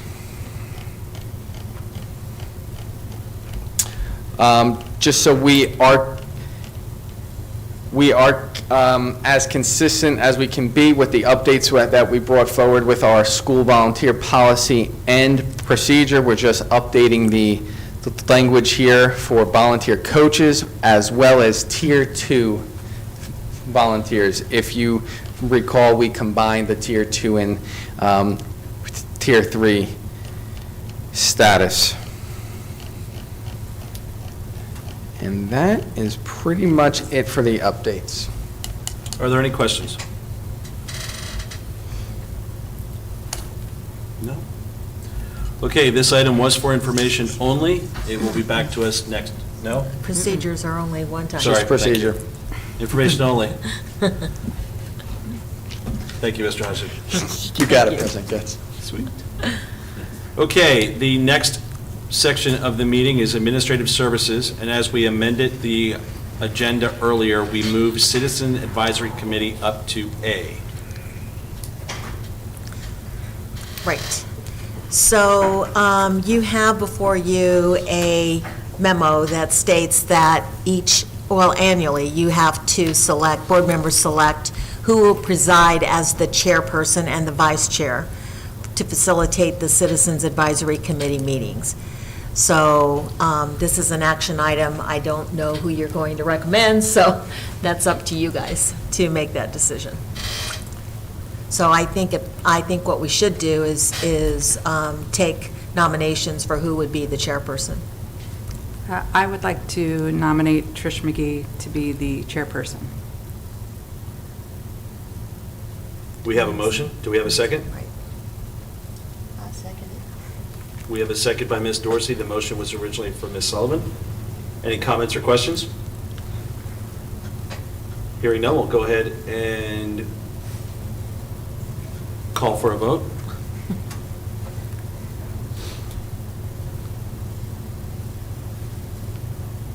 All those in favors? Yeah. You want to say that? Yeah, I'm just reading here. Oh, Why- sorry. I'm just reading, I was looking at the action item terminology. Okay. Okay. We'll go ahead and call for the vote. All those in favor? Aye. Aye. Aye. Opposed? I'm abstaining. Mr. Wallace? I vote yes. Okay. Motion passes. Ms. McGee will be the chairperson for the Citizens Advisory Committee. So now we'll entertain votes for the vice chair. Looking for a motion entertaining votes for the vice chair. I nominate Francois Sullivan for Ms. vice Sullivan- chair. Ms. McGee has a nomination for Ms. Sullivan. Do we have a second? I'll second it. We have a second by Ms. Dorsey. Any comments or questions? Hearing none, we'll go ahead and call for the vote. All those in favor? Aye. Aye. Opposed? Mr. Wallace? I also vote yes. We have a yes as well. The motion passes as, both motions pass as presented. Thank you, everyone. Thank you. The next item on the agenda is the expenditures and revenue report. Ms. Stewart. Good evening, Dr. Couch, President Getz, members of the board. We're going to start off tonight with the expenditures and revenue report. It's up on the screen. This, you will see here, is the revenues that we have received thus far from January 1 to January 31st. For Fund 1, we received about $22.8 million. Fund 3, school construction, $2.4 million. Fund 5, which is our food service, $1,027,000. And then our Fund 7, no receipts for that, to bring us to a total of cash receipts, $26,278,770.47. In our current expense fund, what has been expended to date is about 83% of funds have been expended. And there you will see the expenditures and the encumbrances. We go to our school construction fund, so this pretty much just tells what we have expended so far with our KCH roof project. And then our food service fund, we've expended about 76% of that fund. And brings us to our restricted funds. As you know, our restricted funds are pretty much based on what we expend up front and then get reimbursed on the state. So this is what has been spent thus far, 30%. And then the last page, it just gives you a graphic overview of receipts and expenditures for all of our funding sources. Any questions? Are there any questions for Ms. Stewart? Okay, that memo was for information purposes only. No action was required. Thank you, Ms. Stewart. The next item on the agenda is the fiscal year 22 single audit approval. All right, so coming to you tonight, to the board, requesting the acceptance by the board for the fiscal year 2022 Uniform Guidance Compliance Report. It pretty much is our single audit report, and our single audit report is pretty much our audit of all of our federal funding. You all should have in front of you the actual report that's in blue. That's the single audit report. I'm pretty much just going to highlight the items. In your own time, you can feel free to read through the entire report. And if you have any questions, feel free to email me, and I will assist you thus far. I do want to point your attention to page 5. That's the independent auditor's report on the compliance of the major federal program. And let me bring it up here. All right. So page 5 on the second paragraph, that is something to note, that basically the auditors, in their opinion, the Board of Education in Kent County, Maryland complied in all material respects with the types of compliance requirements referred to above that could have a direct and material effect on each of its major federal programs for the year ended June 30th, 2022. So pretty much same as we received an unmodified opinion, which is the highest level of, the great opinion when you're going through an audit. It's the same that we received for this federal report. And it's also stated there as well on page 7. of the report, under the report of schedule expenditures of federal awards required by the uniform guidance. And it's actually the last sentence. You will see it there as well, as it relates to the financial statements, because on the financial statements, our restricted funds are reported there as well. So then if you go through the report, pages 8 through 10, pretty much gives you the overview, the schedule of expenditures of federal awards that we've had for fiscal year '22. And starting with page 11, you'll have the notes to the schedule of expenditures of federal awards, so pretty much just things to keep in mind in general. And then the last page, just wanted to note on page 12, this is the summary of the auditor's results. If you look at item 4, it says no significant deficiencies or material weaknesses relating to the audit of the major federal award programs are reported in the independent auditor's report on compliance of each major federal program, report on internal control over compliance, and report on schedule of expenditures of federal awards required by the uniform guidance. So there were no findings at all, so we received a good report on that. So administration is just recommending the acceptance and approval of this report. Thank you, Ms. Stewart. Are there any questions regarding the single audit report? I've got a question. Is this the same firm that did the other audit? No, this Okay. is the And audit. this is a federal? This is all of our federal awards, our grant, our restricted funds. Okay. Okay, that's why I was going to ask too. I was like, because we just did that We big just went audit. through that. Yeah. Yeah. All the papers, so I was- That was our financial statement audit. Okay. So And this one is just for our restricted grants. So all the For all grant funding grants. that we received Okay. that are federal, that's what this report is for. Thank you. No problem. Any additional questions? Okay, the administration is recommending acceptance by the board for the fiscal year 2022 Uniform Guidance Compliance Report.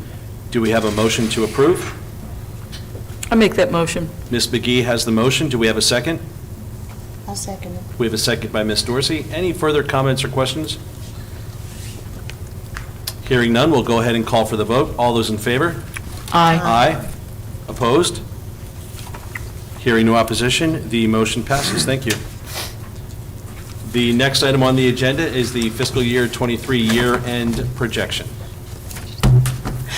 All right, so tonight I bring before you year-end projections of fiscal year 2023. Feel free to ask me questions as we go along, but please keep in mind these are basically estimated costs that are still that still need to be considered to get us to year-end June 30, 2023. This first slide is just going to show you the projection overview, and what I decided to do was break it down with our revenues and expenditures. So the estimated revenues, which is about $29 million that you see here, is just our state and local county, in other words, county revenue that we are to receive without fund balance. So if the estimated remaining revenues for that is $29 million. Our estimated expenditures as a whole is about $30,000. So there you have a deficit of about $1,043,000. I put in a kind of like an estimation filler of what would be considered one-time costs, which we still have to acquire, which is the KCMS feasibility study. And then there's other one-time costs that are coming up that we deem would be necessary, and we put in a estimation of $100,000, so that's $150,000. Now, our fund balance that we essentially are using to balance the budget for this year is the $1.8 million. Now, to note, to balance the budget, we had a savings of about $161,000 that we did not have to use in fund balance, essentially, to balance the 23-year budget. So hence, that goes back to the one-time cost that you see here, the $150,000. With that estimation, that will leave us with a net fund balance of about $780,000. Is that on top of the $500,000 that we promised we won't touch? Yes, that $500,000 is separate. We don't Okay. even include that. Okay. So as we move along, this is your expenditure projection overview based on our categories from administration to capital outlay. This slide shows you what we budgeted, which was the 30.7 million, what has been actually expended from July to January 31st, and what is being estimated from February to June. So then we see here the remaining balance that would be to the good to us is $736,000 of expenses that we won't essentially be expending. Next is the revenue projection. As I've broken that down, that's our local, which is our county, what we are to receive from the county. The state funding are the state funds that we are to receive. Other revenue, that includes things like our aging schools, the Parks and Recreation, MAVE grant that we receive, and then other miscellaneous revenue, including donations that we receive from time to time. And then you have the fund balance here. So essentially, this is just saying that, yeah, we budgeted to receive about 30.9 million as revenues, but what's actual estimated is about only just 30.8 million. Now, here's the justification for the expenditures. So the reasons why you may see some categories over expended, it's not because we are paying for new things or come up with some idea and we're now putting our money there. It is literally because the current things that are in our budget costs have increased. Yes, we know that, COVID-19, that pandemic was not favorable in some aspects, but it saved us a lot of money for the past couple of years. However, because of it, now costs have increased, and that has been across the board. So some of that includes the increased costs in legal fees, salary adjustments per negotiated agreements, contractual costs for school nurses, increased costs in instructional needs such as textbooks, technology, supplies and materials, athletics, CTE, increased costs in transportation, overtime, repairs to buses and fuel costs, and then the increase in unexpected costs in maintaining and operating all district buildings. Our justification for our revenues, other revenues consist of funds received for specific programs. So if we receive a donation, let's just say they are, someone will make a donation for the middle school. Well, we're going to allocate that revenue. That's really not revenue to go back into fund balance to help us. That's really only revenue specified for the middle school. So things like that we have to account for. The remaining carryover funds for aging schools, so you saw that's also a part of local funds. So we have already earmarked whatever carryover we have from aging schools to use for the tennis courts at the high school. So that wouldn't be, it would help us with that project, but it wouldn't be extra revenue for that. And then, unfortunately, fund balance is not a recurring revenue source. So hopefully, what I show you will give, people a more accurate picture of really showing how dependent we are on fund balance to meet our budget needs. It's going to be utilized to assist with covering some of those remaining costs, but that's kind of where we're at right now. So I've noticed some solutions, potential solutions. Every year since pretty much I've been here, the budgets are set to close April 15th to prepare for year end. What this means is after April 15th, no one can spend unless it comes through finance for approval. So it helps us really kind of tie down our fund balance and see where we are saving, see what we do need and what we can use to get through the end of the year. Close monitoring, review of expenditures, so just finding different ways to make sure that, you're looking at multiple vendors. You're not just going with the first thing that you see. You're taking that opportunity to do your due diligence and research. Finding other resources to save and resolve issues. Like I said, reviewing multiple vendors, prioritizing needs directly related to the continuity of instruction and learning for all KCPS students. So pretty much, yes, we know we are here at the end of the day for our students. That is our main goal. So if we hear that something's going on directly with our students, we do work together to make sure we make that happen. But we're going to have to prioritize just to kind of get things done. And then just finding innovative ways for increased recurring revenue sources. That is the end of my, report for projections. Any questions? Any questions? No? Okay, that was for information purposes only. No action is required at this time. Thank you, Ms. Stewart. Okay, the next item is donation. Okay, Mr. President, members of the board, you have before you a donation that we received for a basketball shooting machine. And we thank the donor for being so kind as to donating that machine to the basketball program. And administration recommends approval of the equipment donated to the KCHS basketball program valued at $5,990. Just a question. This equipment is at the high school? Yes, Has it been used? yes. Okay.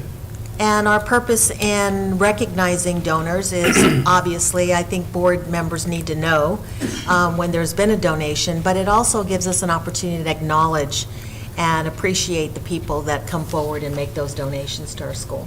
And so it's an awareness, and we want to make sure that we recognize these individuals for their support. Okay. Any additional comments or questions? I got I'm looking at the second sentence that says that it'll become the property of Kent County Public Schools.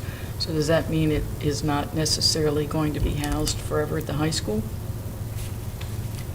Well, Kent County Public Schools, so I mean. Okay, well, I'm just saying the Yeah. middle school has a basketball program too. That's why I was asking. Right. Okay. Not hearing any additional questions, the administration is recommending approval of an equipment donation to the Kent County High School basketball program valued at $5,990. Do we have a motion to approve?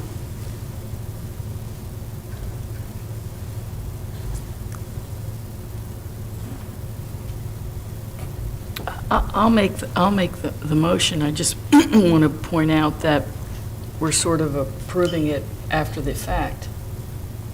Is that standard?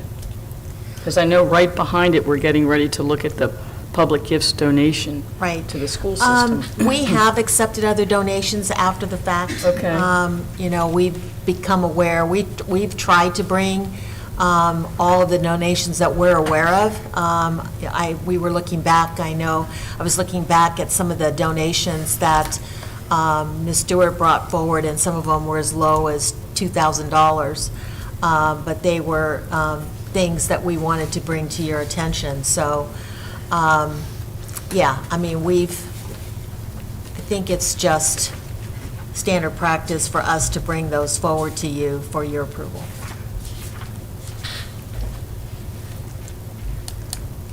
Okay, so we have a motion. Do we have a second? I second it. We have the motion by Ms. McGee. We have a second by Ms. Dorsey. Any additional comments or questions? Hearing none, we'll go ahead and we'll call for the vote. All those in favor? Aye. I'll abstain. Opposed? One opposed? One opposed? Yep. I abstained. We have one abstention, one opposition, and two yeas. Oh. Hmm? I am. Oh, okay, we didn't know for sure, I didn't. Yeah. Okay. No, and I'll make, well, let's go ahead and finish the vote. So we have, motion passes on approval. Motion failed. 2, 1, and 1. Ms. Sullivan's not here. So that's a no vote, so that's, she's not present at the vote. You have 2 yea, 1 nay, 1 abstain. You don't have enough votes.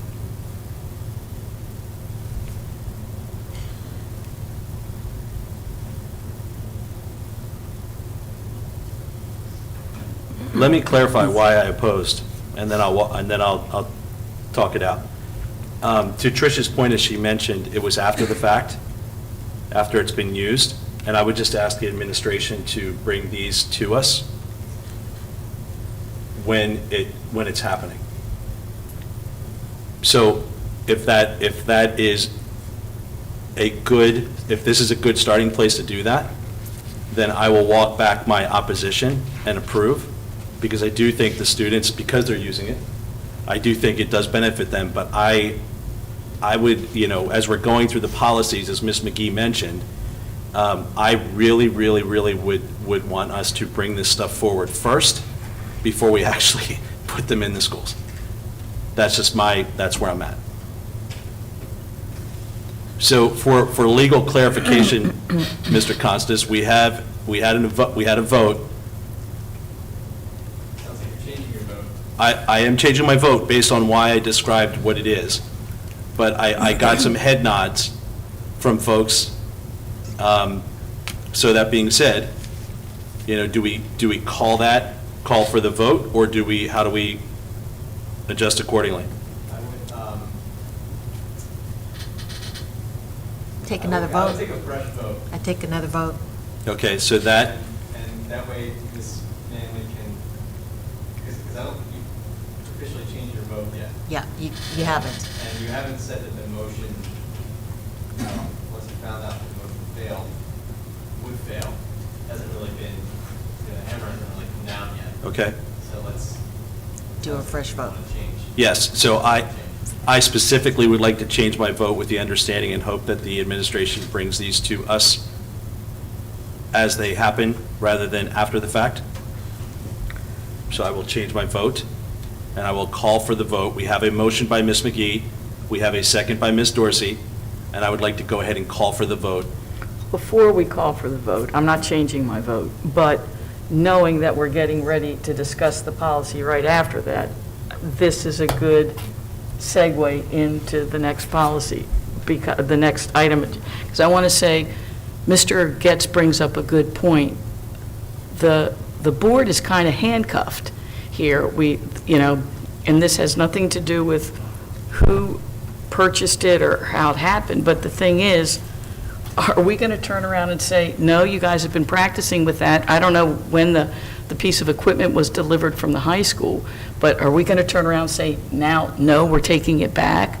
So moving forward, when we start this discussion about the public gifts, donations, and funds to the school system, I think that's going to be a good opportunity for us to say, moving forward, we don't want to be caught in this situation again. So I'm continuing to vote in favor of the motion. Okay, we have a motion, we have a second. We'll go ahead and call for the vote. All those in favor? Aye. Aye. I'll abstain. We have 3 ayes, 1 abstention. The motion passes. Thank you. Thank you. Yeah. Okay, the next item on the agenda is policy KCD, public gifts, donations to the school system. I think you Oh, missed me. Mr. Wallace, please. I vote yes, and I agree with what you said. So, yeah. Yes, and also agreement. Thank you. Thank you, sir. Okay, the next item is policy KCD, public gifts, donations to the school system.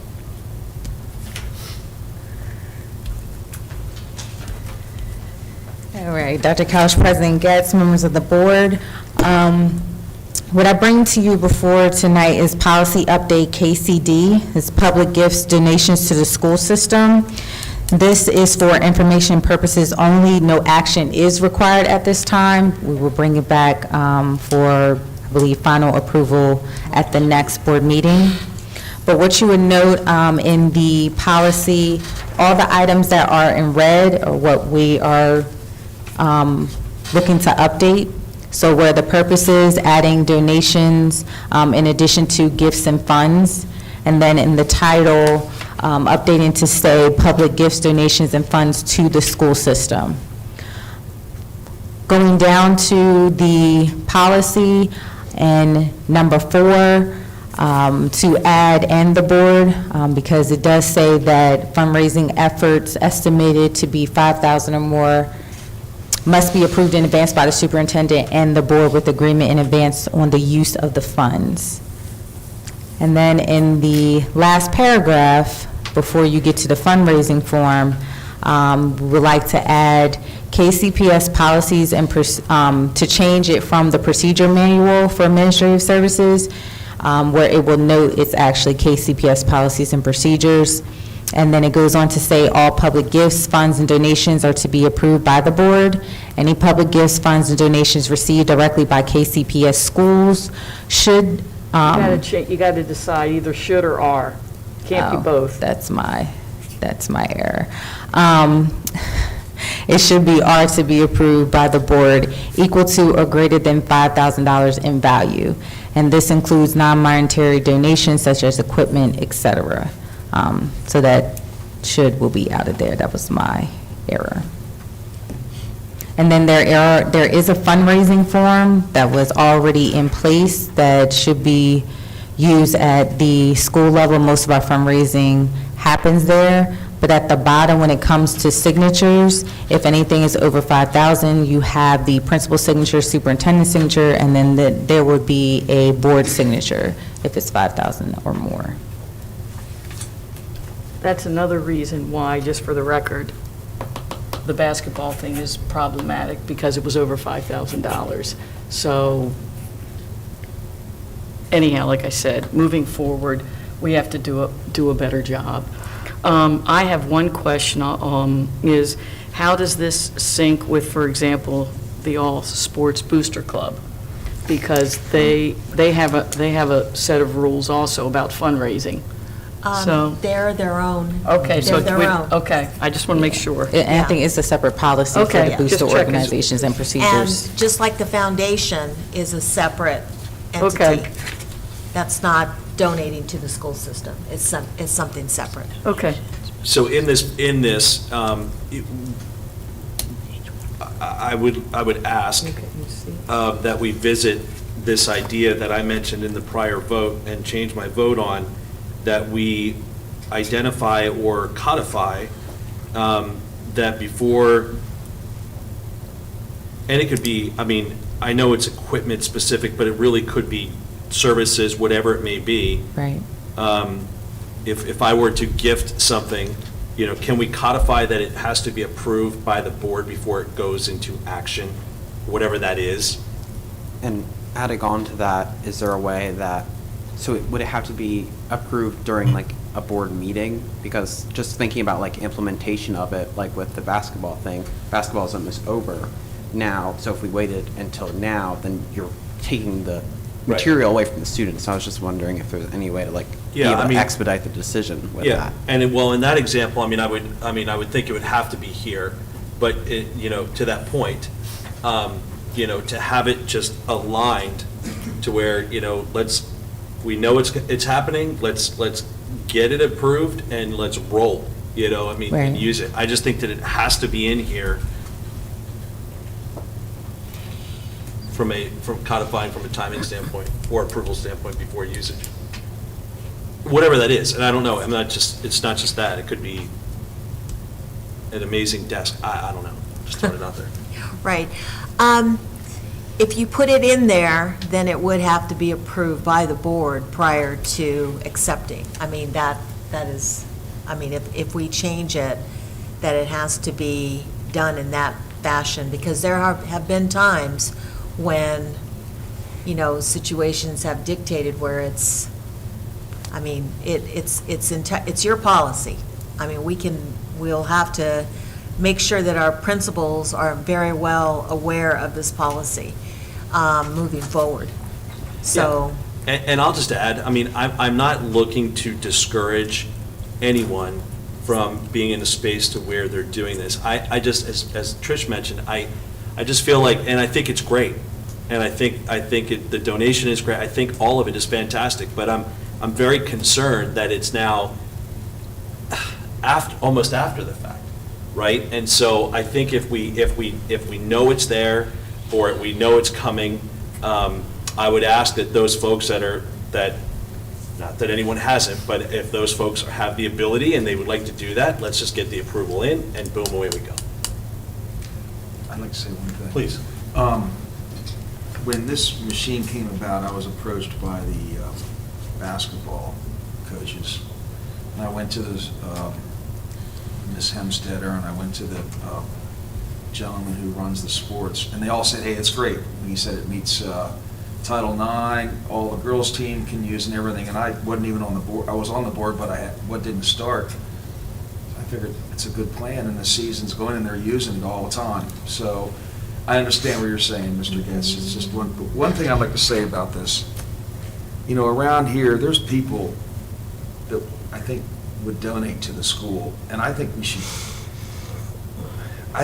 raise your minimum from 5,000 to 10,000. And I think you should why don't you go big and put 500,000 or more for big things, like let's say you want to add a part to the school, or someone wants to do something really special for the school system. We can go around to local people and try to raise money and say, look, we have this in here, you know, we're looking for big items to fix the school. I just think that, and the other question I have is, you mentioned the boosters, okay? How about Mr. DeVillio? Dan, your foundation, how do these all work together? You got his foundation, you got the boosters, and you got this. Do they all? No, the foundation, you donate to the Midshore, so it's a separate entity. So if you want to donate a portico or anything, let's say expensive item to the school, you can go to the foundation, and those can be No, specific you can only funds. donate money. Money to the foundation. You can only donate money to the foundation. Okay, so you can't, but you're trying to raise money for the planetarium, correct? I'm not trying to, I thought that's what it. Well, it's one of the three items that we listed in our mission statement. We raise for field trips, for mini grants, and for the planetarium. Correct. Okay, I get it. So there's no other items, it's just those three? Yeah. Correct, because it's not a full-fledged nonprofit foundation. It's not a separate entity. It is incorporated as a part of Midshore Community Foundation. Okay. So that is who you're Separate. making the donation to. You're making it to Midshore Community Foundation. And the athletic boosters have their own financial, they have to have their own audits. They have a separate, you're donating to them, you're not donating to the school system. Yeah, that's what I was asking about. Is the band in the same situation? Do you donate to the band, or do they have their own fundraising? Because The band has their own fundraising. Yeah, the band boosters, yeah. So, couple of things. I felt the hair on the back of my neck stand up a little bit when Mr. Airwood made a statement that the class of '92 had donated to, I don't know if they took out a Charlie big Brown. ad this year, I'm not exactly sure what their donation was, but it was clear they made one, and it went under the radar. I don't think it was $5,000, but we don't know what it was. To Mr. Rhodes' point about going big, let me tell you what, if the county commissioners saw that we were soliciting $500,000 to pay for something, they would say, you know what, guys? You find a way to fund your entire $20 million budget. If you can get somebody in the community to pony up $500,000, that's $500,000 less the county's going to decide they need to give to us. So you don't want, what you're saying is that if there's local people around here, not to go try to raise money for anything, it's just not worth the effort? Is that what you're saying? I mean, there are people that donate to different groups around here. like Yeah, they ours. they don't donate to us, they donate to the Sultana, they donate to the Because no one's communities. really made the effort to try that, I'm just saying.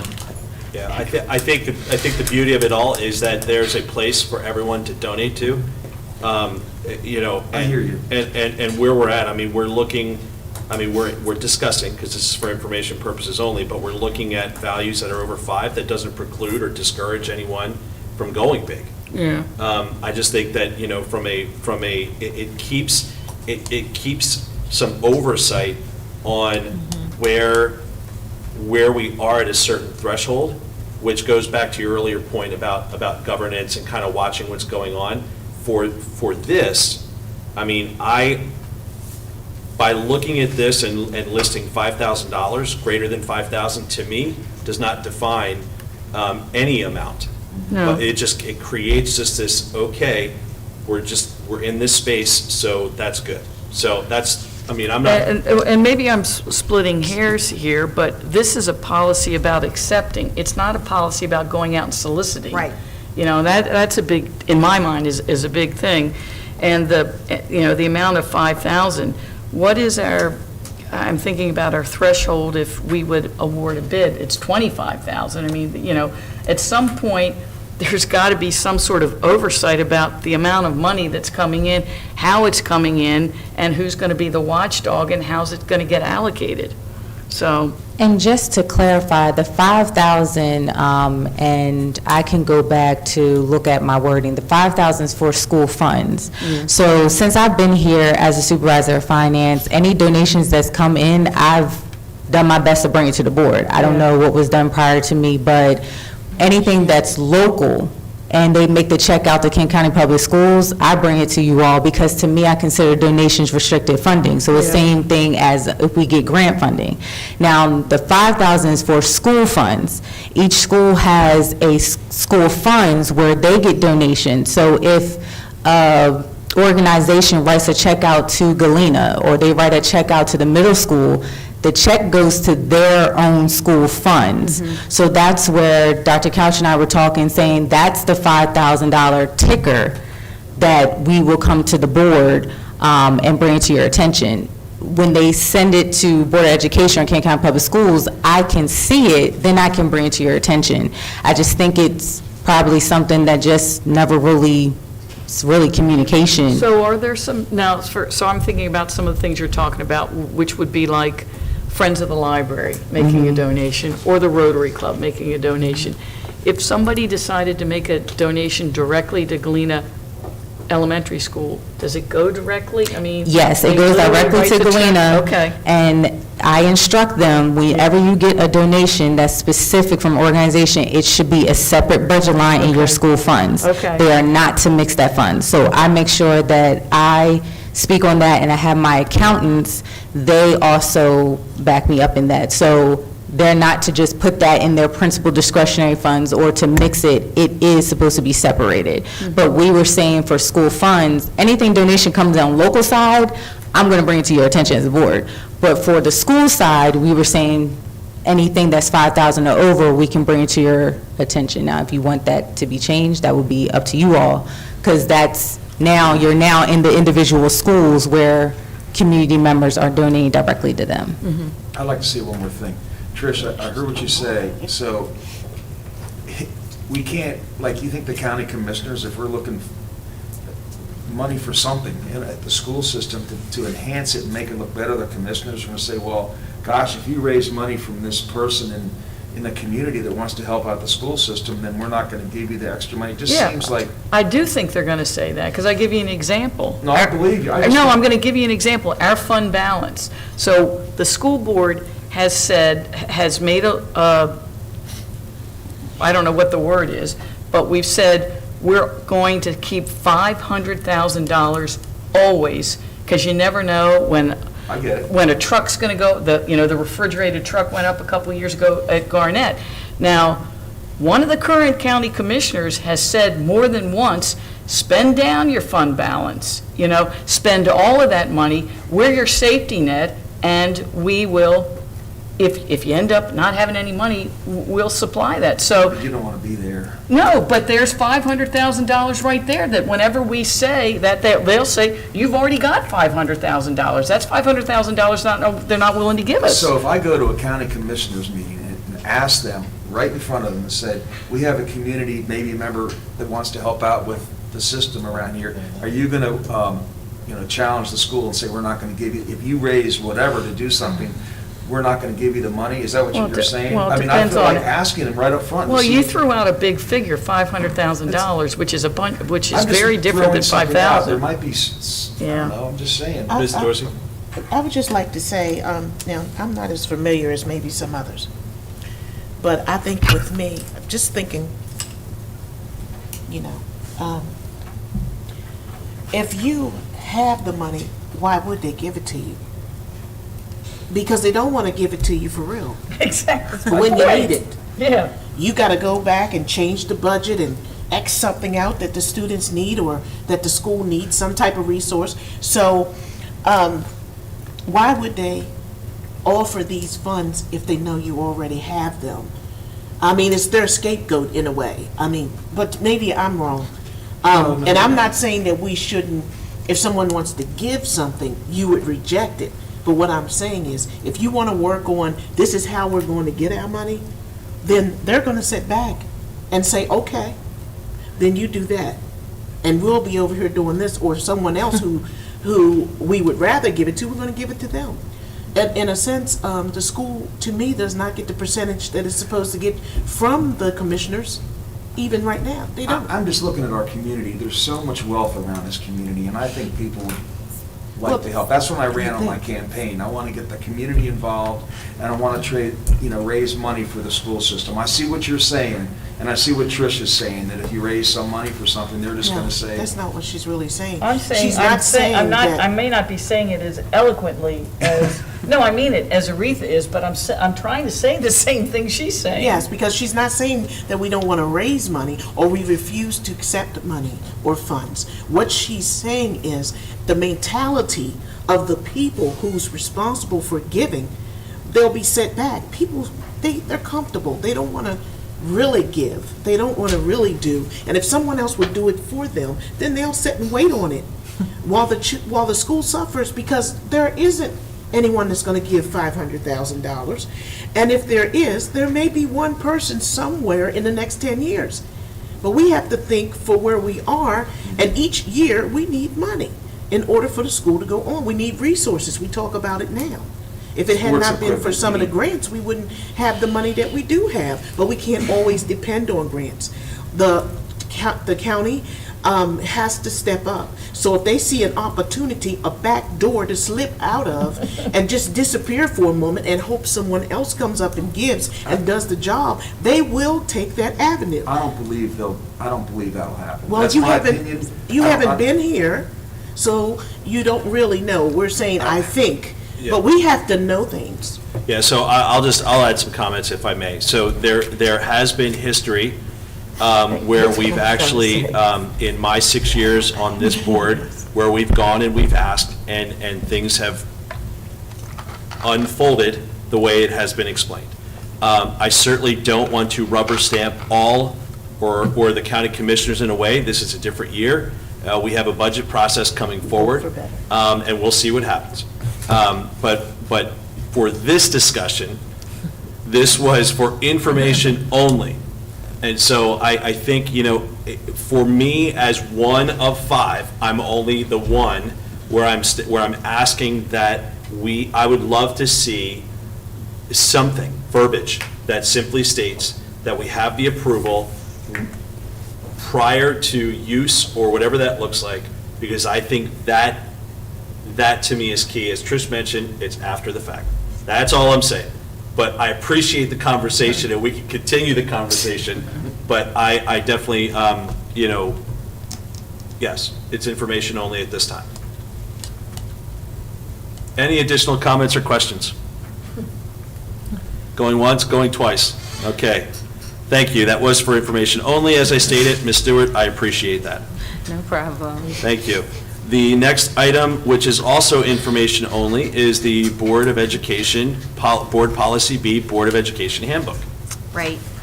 So you have before you a recommendation to change the policy as it reads. It says that the manual is brought to the board for annual review and approval at its February meeting each year. What I'm suggesting is that we change it to mandate routine updates as needed. As you may recall, we've brought the handbook twice this year already for updates. And potentially with the new House Bill 402 and Senate Bill 402, we may have to bring another change. So, I mean, we would be updating it as we need it. I don't know that we have to have a clear designated date in which it would be reviewed. But that's, as a superintendent, I have to bring those recommendations to you. Board members cannot bring changes to policy. The administration or superintendent brings those changes, and the board either accepts them, revises them, or rejects them. So that's my recommendation. Okay, this is for information only. Are there any comments or questions at this time? Yes, I have some. Please. Okay, this is a policy issue. It's been in play for a long time, that it should be reviewed every February. This manual is like, this is one of the most important items that we have in the school system. And I think it should be reviewed every year. I like the February date. In fact, there's some things I'd like to change, but when do we meet to do that? Because it's not written in here. I think that we need to follow, we need to govern, and as I said before, and we need to follow these policies and not try to change them. At least this policy, because this is one of the most important documents that we have. I mean, I think it is, and I think we should review it every year. That's my opinion. So I don't know why you want to take February out of it when it's been in there for so many years, and I brought it up, and now you want to get rid of it. I just don't understand. You know, in all these policies, we need to stick by what our goals are. This is a very important document, in my opinion. And even though it's redone, you know, updated 3 or 4 times a year, that's fine, but I think it should be reviewed. And if any people have any questions for changes, it should be done once a year like it says in the policy. That's all I have to say. Okay. Any additional comments or questions? So I need some guidance on what you'd like for me to do when I bring it the next time. So, Mr. Rhodes, do you think it should only be reviewed every February, that the other 11 months of the year, if there's something else that comes, we won't even look at it? That's what's in the policy, just once a year. It could be whenever, but once a year it should be reviewed, in my opinion. This is a very important document. This is like the,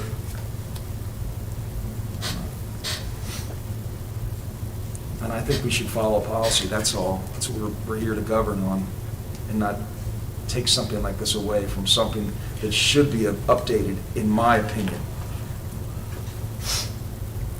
or reviewed. And it hasn't been done, what, for 20 years? I don't know how long this thing's been sitting there. Well, just because, let me just state. Please. Just because it says that it has not been updated, it is a very short policy. Just because policies have been in place for years, there's really no need to change something necessarily. It was just something that came to my attention in terms of, we've reviewed it twice, it's been updated twice. So, you know, why does it have to be every February? But I can certainly live with whatever the board would like to do. Ms. Dorsey, did you have any? I didn't put my hair up. Oh, okay, I'm sorry. No, that's, okay. So that's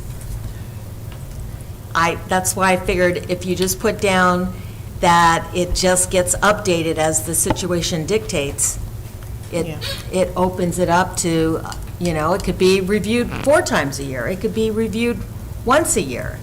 Yeah, I mean, I'll just make a comment. I mean, I believe this handbook is a living document.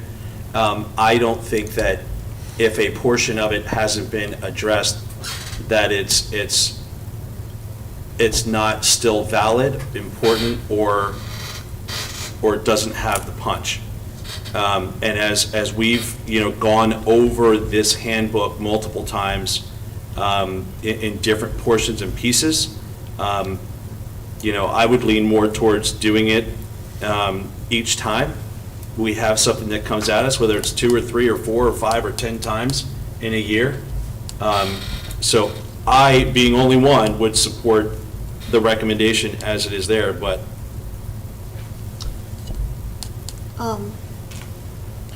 If I understand you correctly, the way that it's written now, any time that there's a disagreement or need to update that we could. Yes. The way that Mr. Rose wants to do it, just once a year, you would review it. Right. And also, is that saying that there's times that you have reviewed but didn't find anything to change, so there was no need to write updated date? I'm not saying that it can't be updated all during the year. I'm just saying that it should come up for a review at least once a year. I know the update, but there's certain things that if you want to change, I think they should, like, there's something I'd like to change in it, but I can't bring it up. It's February, whatever, I'd like to bring that up, but what do I do at the next meeting? I'm sorry, I mean, Now, I was going to say maybe it could just be put on the agenda then? yeah, I mean, that's, I mean, that. Because they're saying any time. Absolutely. I mean, right? so if there's something that you know, have that you want to look at in the handbook, then it's posed to be Bring- placed on the agenda. Right, And then it's discussed. exactly. Mr. Is Wallace? that fine? I'm sorry? No, I was asking, is that okay? I'm open to whatever you would like to do. As I stated, my role is to bring changes and revisions, and it's the board's role to either accept them or reject them or revise them.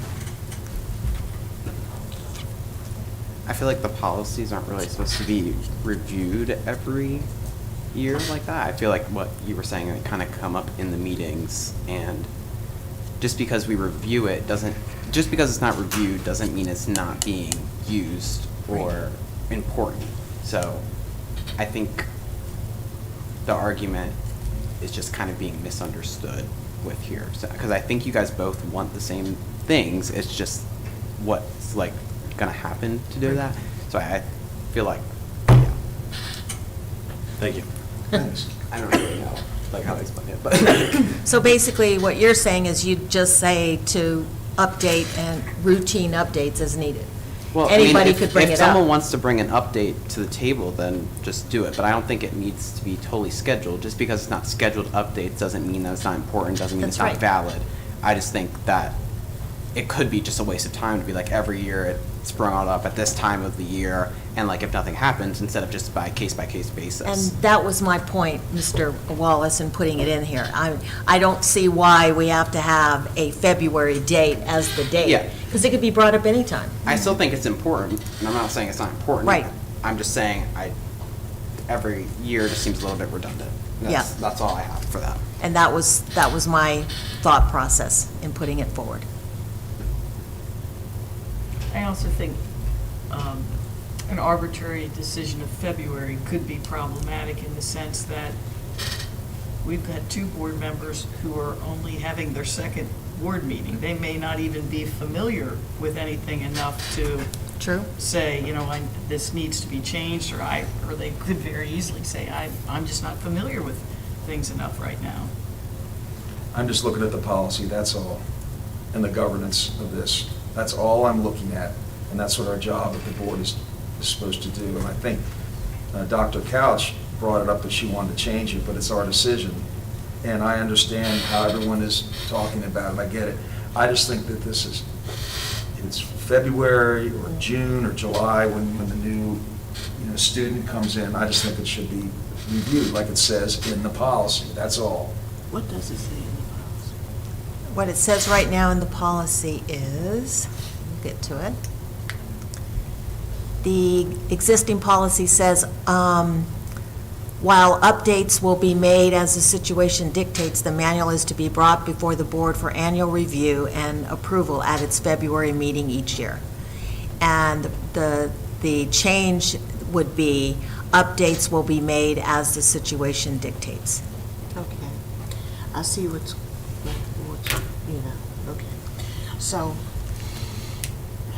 what's the young man? Brady, Mr. Wallace. Yes. I agree with him about that if you do it every year at a particular time, then it's like redundant. You could be wasting time because there's nothing to really discuss. And I know that's what you just really wanted left in there, that, it can be done every year at the same time. But I feel like we're benefiting more if we just go ahead and say, hey, when there's an issue, I can bring it up, by getting it on the agenda and discussing it that way, because you never know when something's going to happen. It may not happen in February when we're reviewing it, but then say it's happening in May, and you got to wait all the way to February almost. I mean, it's not to say that no one has It's to. being updated all the time. Yes, but it's better if we just say that we can do it anytime, because someone else could say, well, we don't want to do it right now. We'll do it at the February meeting. So, Dr. Couch, I feel like you have your Okay. input as to what that looks like. Okay. Okay, we took care of the Citizens Advisory Committee. We'll move on to the resolution disposal of property. Okay. Mr. President, members of the board, in accordance with Policy DN, the administration has to bring forth a resolution to dispose of property. So you have before you a resolution that indicates that we would like your blessing to effectively and efficiently dispose of property that we have stored at the former Wharton Elementary building. Many of the items that are in that building are extremely old. They have been there for, in some cases, and they've just been moved around from school to school, and it's just clutter. So we would like for the board to approve the resolution. I worked with Mr. Constas, and he helped formulate the resolution. Makes it very clear that that we would use the space. It would free up space at the bus depot, and it would give the oversight of the disposal of the property to me and to Mr. Joe Wheeler, who is the supervisor of transportation operations, to dispose of the property in an efficient manner pursuant to Policy DN. So I know that some of you were on the board when we tried to get rid of some of this furniture before. We couldn't sell it. We had it on e-marketplace. We couldn't give it away. Yeah. So we had somebody come and dispose of it. So what we would do, once this resolution is approved by the board members, then there might be some things that I know some churches have asked if they could have some of the items. I would rather see them utilize the items than us to throw them away. But there are some vendors that actually will give us money back for some of the metal that is included with the chairs and some of the stuff. So we're in the process of getting some quotes. Queen Anne's has used a vendor that provides money back to the Queen Anne's government or Queen Anne's County when they had metal. So we've got a quote from them. We've got a quote from 1-800-JUNK junk removal, and we're getting another quote. So, our purpose is to make you aware so that you're not in the dark, that we're trying to get rid of this stuff, and then we would come to you at the next board meeting and provide you with a plan on how we're going to dispose of this stuff. I've got a question. I mean, I think it's great.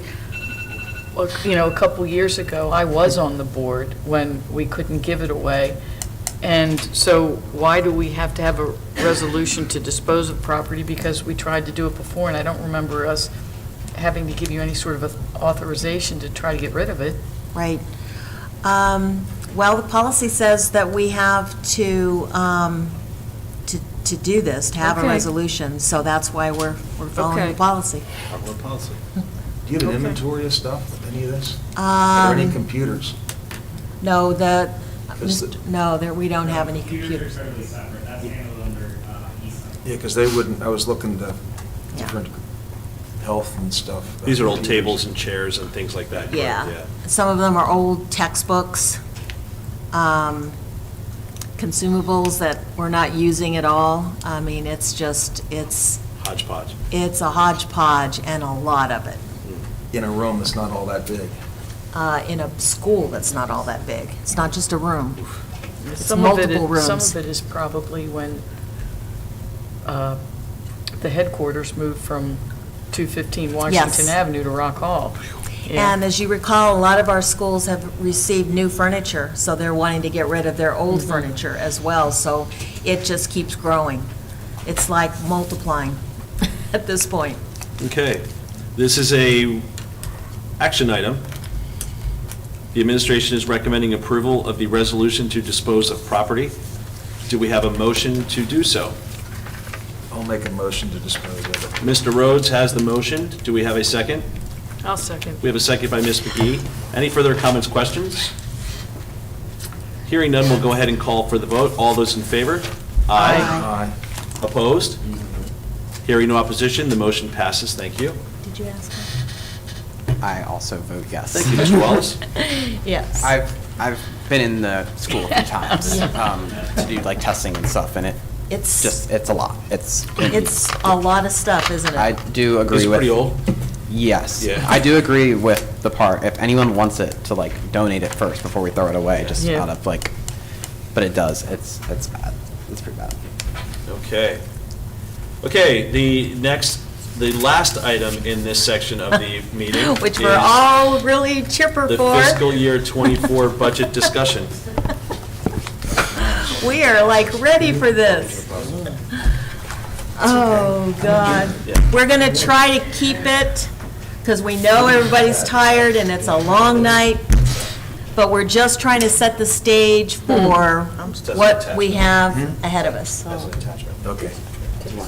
Okay. All right, so we'll get started with the 24 budget 24 budget discussion. So this is just the purpose to go over preliminary revenues for 24, discuss blueprint requirements that's going to affect budgeting, any the budget requests that have been made for 24, and to discuss our current 23 budget allocations. So for fiscal year 24, this chart here shows you the preliminary revenues. You will see and note that what we have been awarded for fiscal year 23 and what will be potentially awarded for 24, and the increase in that. So in county, the law basically is saying that it's the greater maintenance of effort or local revenue, and for 24, the way that's looking, the local is greater than maintenance of effort. So you will see from county funds is 19.2 million to receive, state funds is 10.5 million, and then local funds, which is the fund balance as well as the other local funds, as I was stating earlier in our 23 projections, to give us a total increase of $1,335,223. Here, this is just continues the breakdown from the revenues, as I was saying about maintenance of greater maintenance of effort or local share. This actually shows you what the maintenance of effort is tentatively. Right now, what we receive from the state maintenance of effort is incorrect, so we are waiting to get more information from the state as what our actual maintenance of effort will be. But the local share increase is the 19.2 million. This actually breaks down the program revenues for the revenue that we're going to be receiving, and then the House bill references. So you can refer to the House bill to get more information on this particular programs. Here we have foundation, comparable wage index that we don't receive any funding for, the college and career readiness, compensatory education, English learners, special education, transitional supplemental instruction, and to note that we do restrict that, but now given the new requirements of Blueprint, there is a local share portion to that and a state share. So that's why you see that here. Pre-kindergarten and then the national board certification. Here, this continues with the breakdown of the state share, and the state share increase is about $420,000, and here is the same thing, so this will show you what we will be receiving from the state. There's more funding to receive that, as you will see going along. There are some funds that we are going to receive from the state that we're not receiving in the local share, but this is the breakdown of that. Okay, before we go on to the next one, the couple of things I want to bring your attention to is look at the foundation amount. The foundation amount is decreased by $392,111. And that, in essence, is kind of like the unrestricted account that we can use for salary increases and for those types of things. It's not restricted to a particular program. It's not restricted to a particular category. So just looking at this, you can see that we're reduced by $392,000. So we already are in a hole because we have to try to recover from that. You'll see the increase in pre-K And so, you know, there is some increase there. This is from the state. You'll see the amount that's increased. But you can see that all of this money now is categorized in restricted programs. What's This is new. compensatory education? That's like farms. Okay. So that's all based on our farms enrollment. Right. Okay. So the thing about it is, and this is what I'm trying, I really want to emphasize, is the fact that all of this money now is coming into restricted categories. And so this is in line with the blueprint.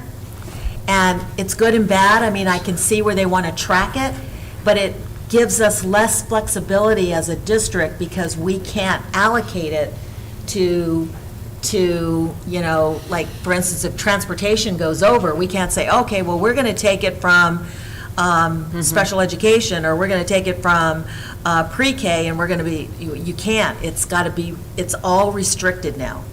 So you're going to hear from around the state that it's very troubling. It's understandable, I get it.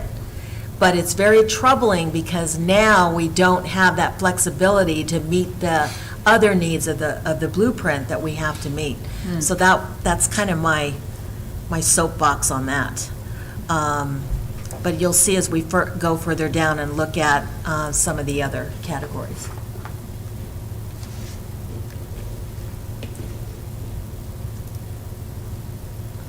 And the next slide is just a breakdown of the other local revenues. That's an increase of, and that is my error, the increase is $332,602, and that is just the fund balance. So if you really point there, the other local revenues, you'll see tuition out of county at year end for those students that are from Kent County but are at another school, we get reimbursed for that and vice versa. So that's what the tuition out of county. The other, like I said, it could be donations, our athletics, different things like that, the May grant, aging schools, but noting that prior year fund balance, that $18.1 million for fiscal year '23, if we're projecting $780,000, that would have to be used to help us with fiscal year '25.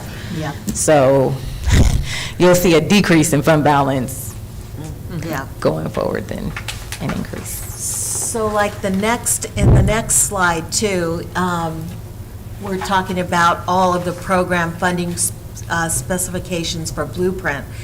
I love this slide, and I think that Elisa did a wonderful job showing you this comparison about what we're getting from the state, what's the state share, what's the county share, and then where all the money is in the restricted budgets.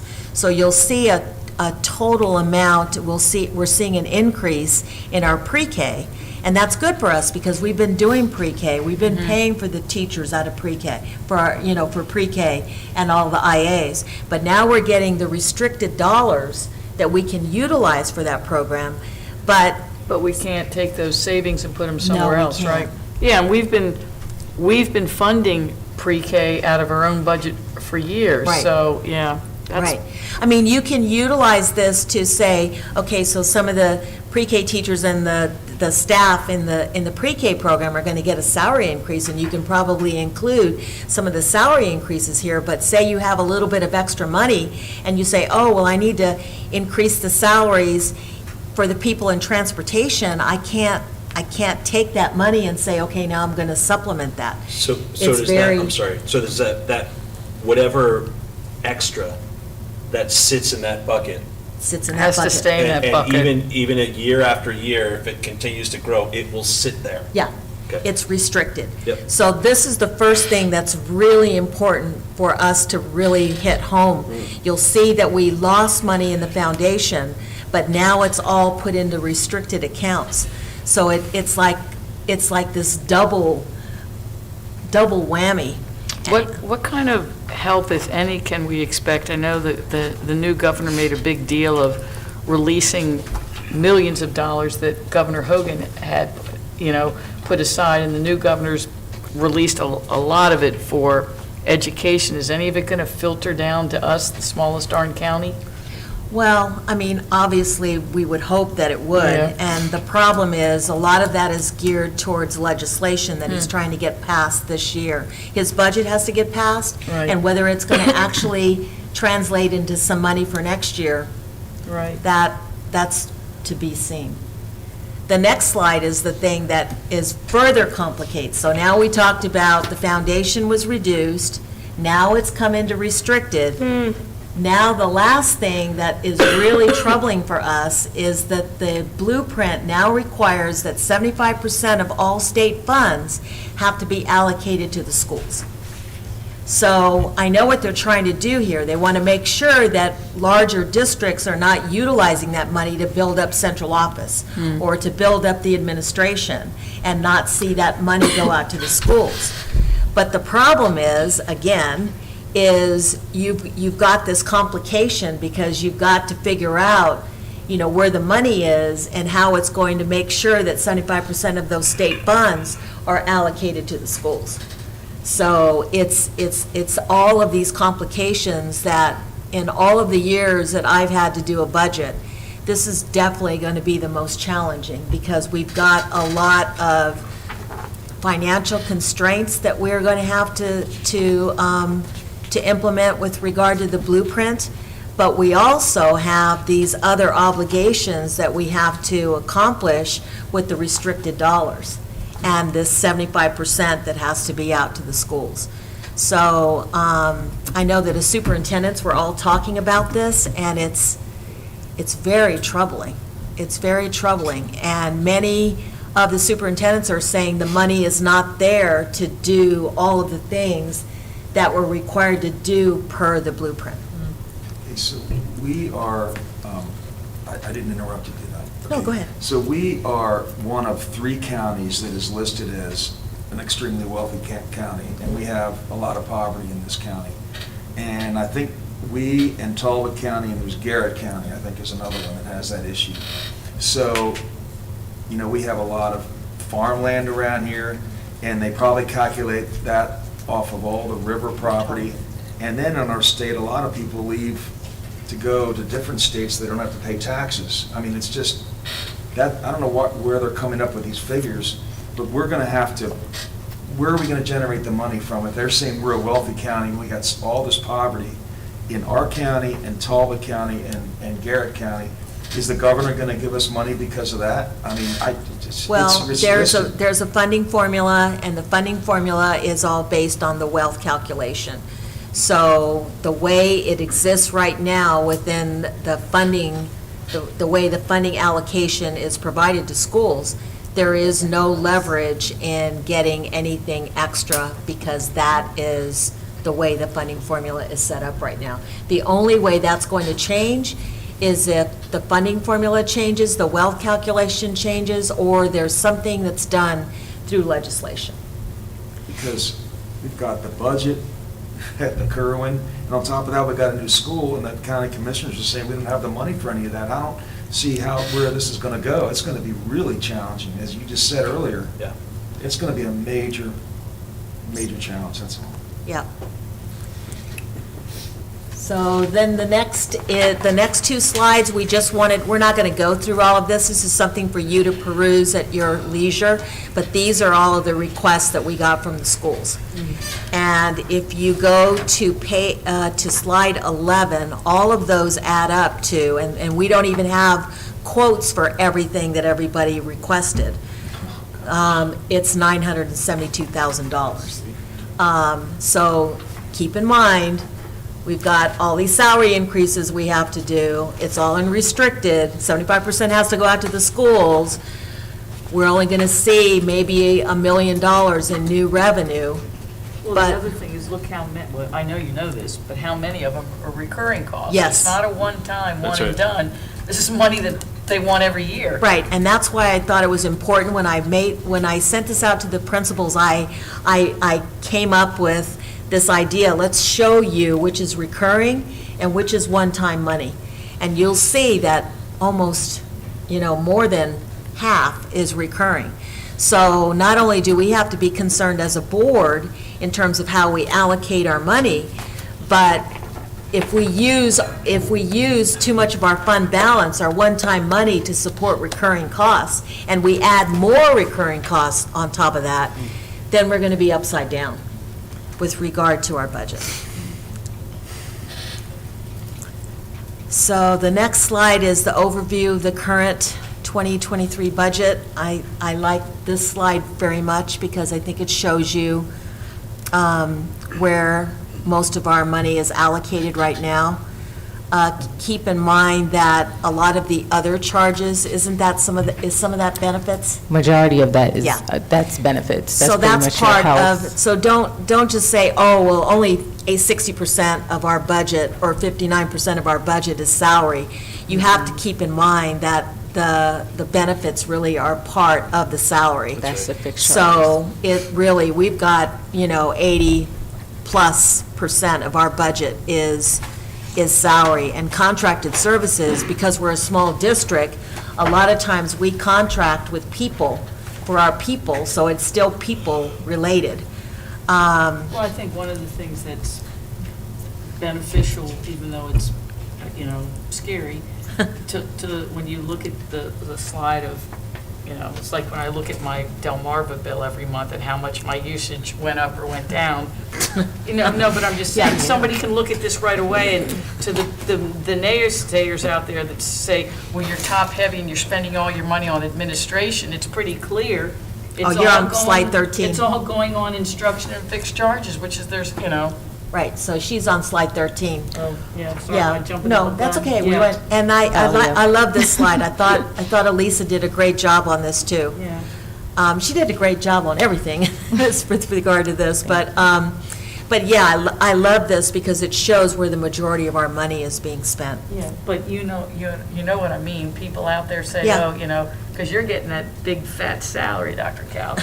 Yeah. Well, I know I'm being sarcastic. may I say know. something? Yeah. Could we go back to page 11?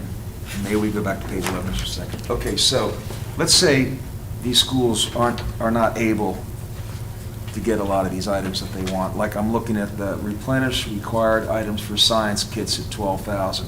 Well, let's say you have to start cutting because you don't have money. And I'm going back to our earlier discussion. Can you find people to donate to that? Can they do that, or the commissioners won't give the money? I'm just trying to figure out if we want to raise money for these kind of things. I just, Yeah, well, I think this is all part of the budget process. We want you guys to get this information now. I get it. And then we'll start talking about it. We'll start, sorting out, the reality is, the pie is only so big, so you can either allocate more money for people or for more money to our existing people. I mean, so in other words, you're either going to use the money to add new people and not pay the people that we have, or you're going to have to pay the people we have and say no to some of the new but requests. these are things for the children. I mean, all this stuff in here, if they don't have the money for it, I understand you have to hire more people, but there's a lot of items in here, we might be able to find funding. That's my thought. Yeah. And I also want to point out the other side to the blueprint. There may be some categories that we're overfunding. So now we may have to cut a category to meet the needs of another category. Right. So, So it's just something for you to look at. And then lastly, the very end is things to keep in mind are the blueprint requirements, House bill requirements, and career ladder. We still haven't even, we haven't even talked about the career ladder yet. The career ladder is coming, but, it's just like, I've got Mr. Hushin in my ear saying, we got to talk about the career ladder. And I'm saying, we got to get through this budget. So I'm trying to think it through here. I'm trying to be positive and I'm trying to be realistic. And I think that sometimes it's a hard pill to swallow when you actually see how it translates into the reality of what we're going to be facing this budget season. Yeah, and I'll just add too, I mean, this is the beginning of a process. We have agreed to various meeting dates to continue the discussion. Yep. As Dr. Couch mentioned, I would recommend also that, the board members take a look at this, and we'll continue to build questions and build, what it looks like or what's possible or what's not. But, this is certainly a good start to, it's one of the things we absolutely are required to do, so this is a great Right. start to do that tonight. And I think part of it is we've been able to try to live within our means because we haven't had all of these legislative mandates. Now we have a lot of legislative mandates, which include salary increases that we have to provide. And so all of those things are just colliding with the reality that the money did not get translated from the state and the county in terms of what we have to do. All right. Okay. On that wonderful note. We'll, if everyone's agreeable, we'll move into the second public participation. Ms. Gale, there is no second public participation. The next item on the agenda. So engaging, right? Is the notification of our next meeting. The next meeting of the Board of Education of Kent County will be a special quarterly meeting held on Monday, February 27th, 2023, beginning at 6 p.m. The next regularly scheduled monthly meeting will be held on Monday, March 13th, 2023. Open session will be immediately followed by the board members going to closed session. The open session will resume at 6:30 p.m. Both of these meetings will be located here at the Administrative Building in the boardroom, this room, at 5608 Boundary Avenue, Rock Hall, Maryland, 21661. So our question to you before we close is, do you want to start the meeting earlier than 6? Or do you, I'm thinking 5:30, or Is there going to be any closed session, or are we going directly to the meeting? we're going directly to the meeting? I think we should start a little bit earlier, in my opinion. Yeah. Yeah, I agree with We that. got 3 big topics on the I feel like agenda. we got a lot to do. We got the and blueprint, not which is very going much to time. really knock your socks off or put you to sleep, one of the two. We're going to have the budget discussion again, and then we're going to go over the MCAP data. So we got 3 big things. Well, and we normally, other than Mr. Wallace, we normally would be here at 5:30, so why can't we start at 5:30? Let's start at 5:30. Okay, so the notification, I'm just adding the change that the February 27th, Monday, 2023 meeting will begin at 6 p.m.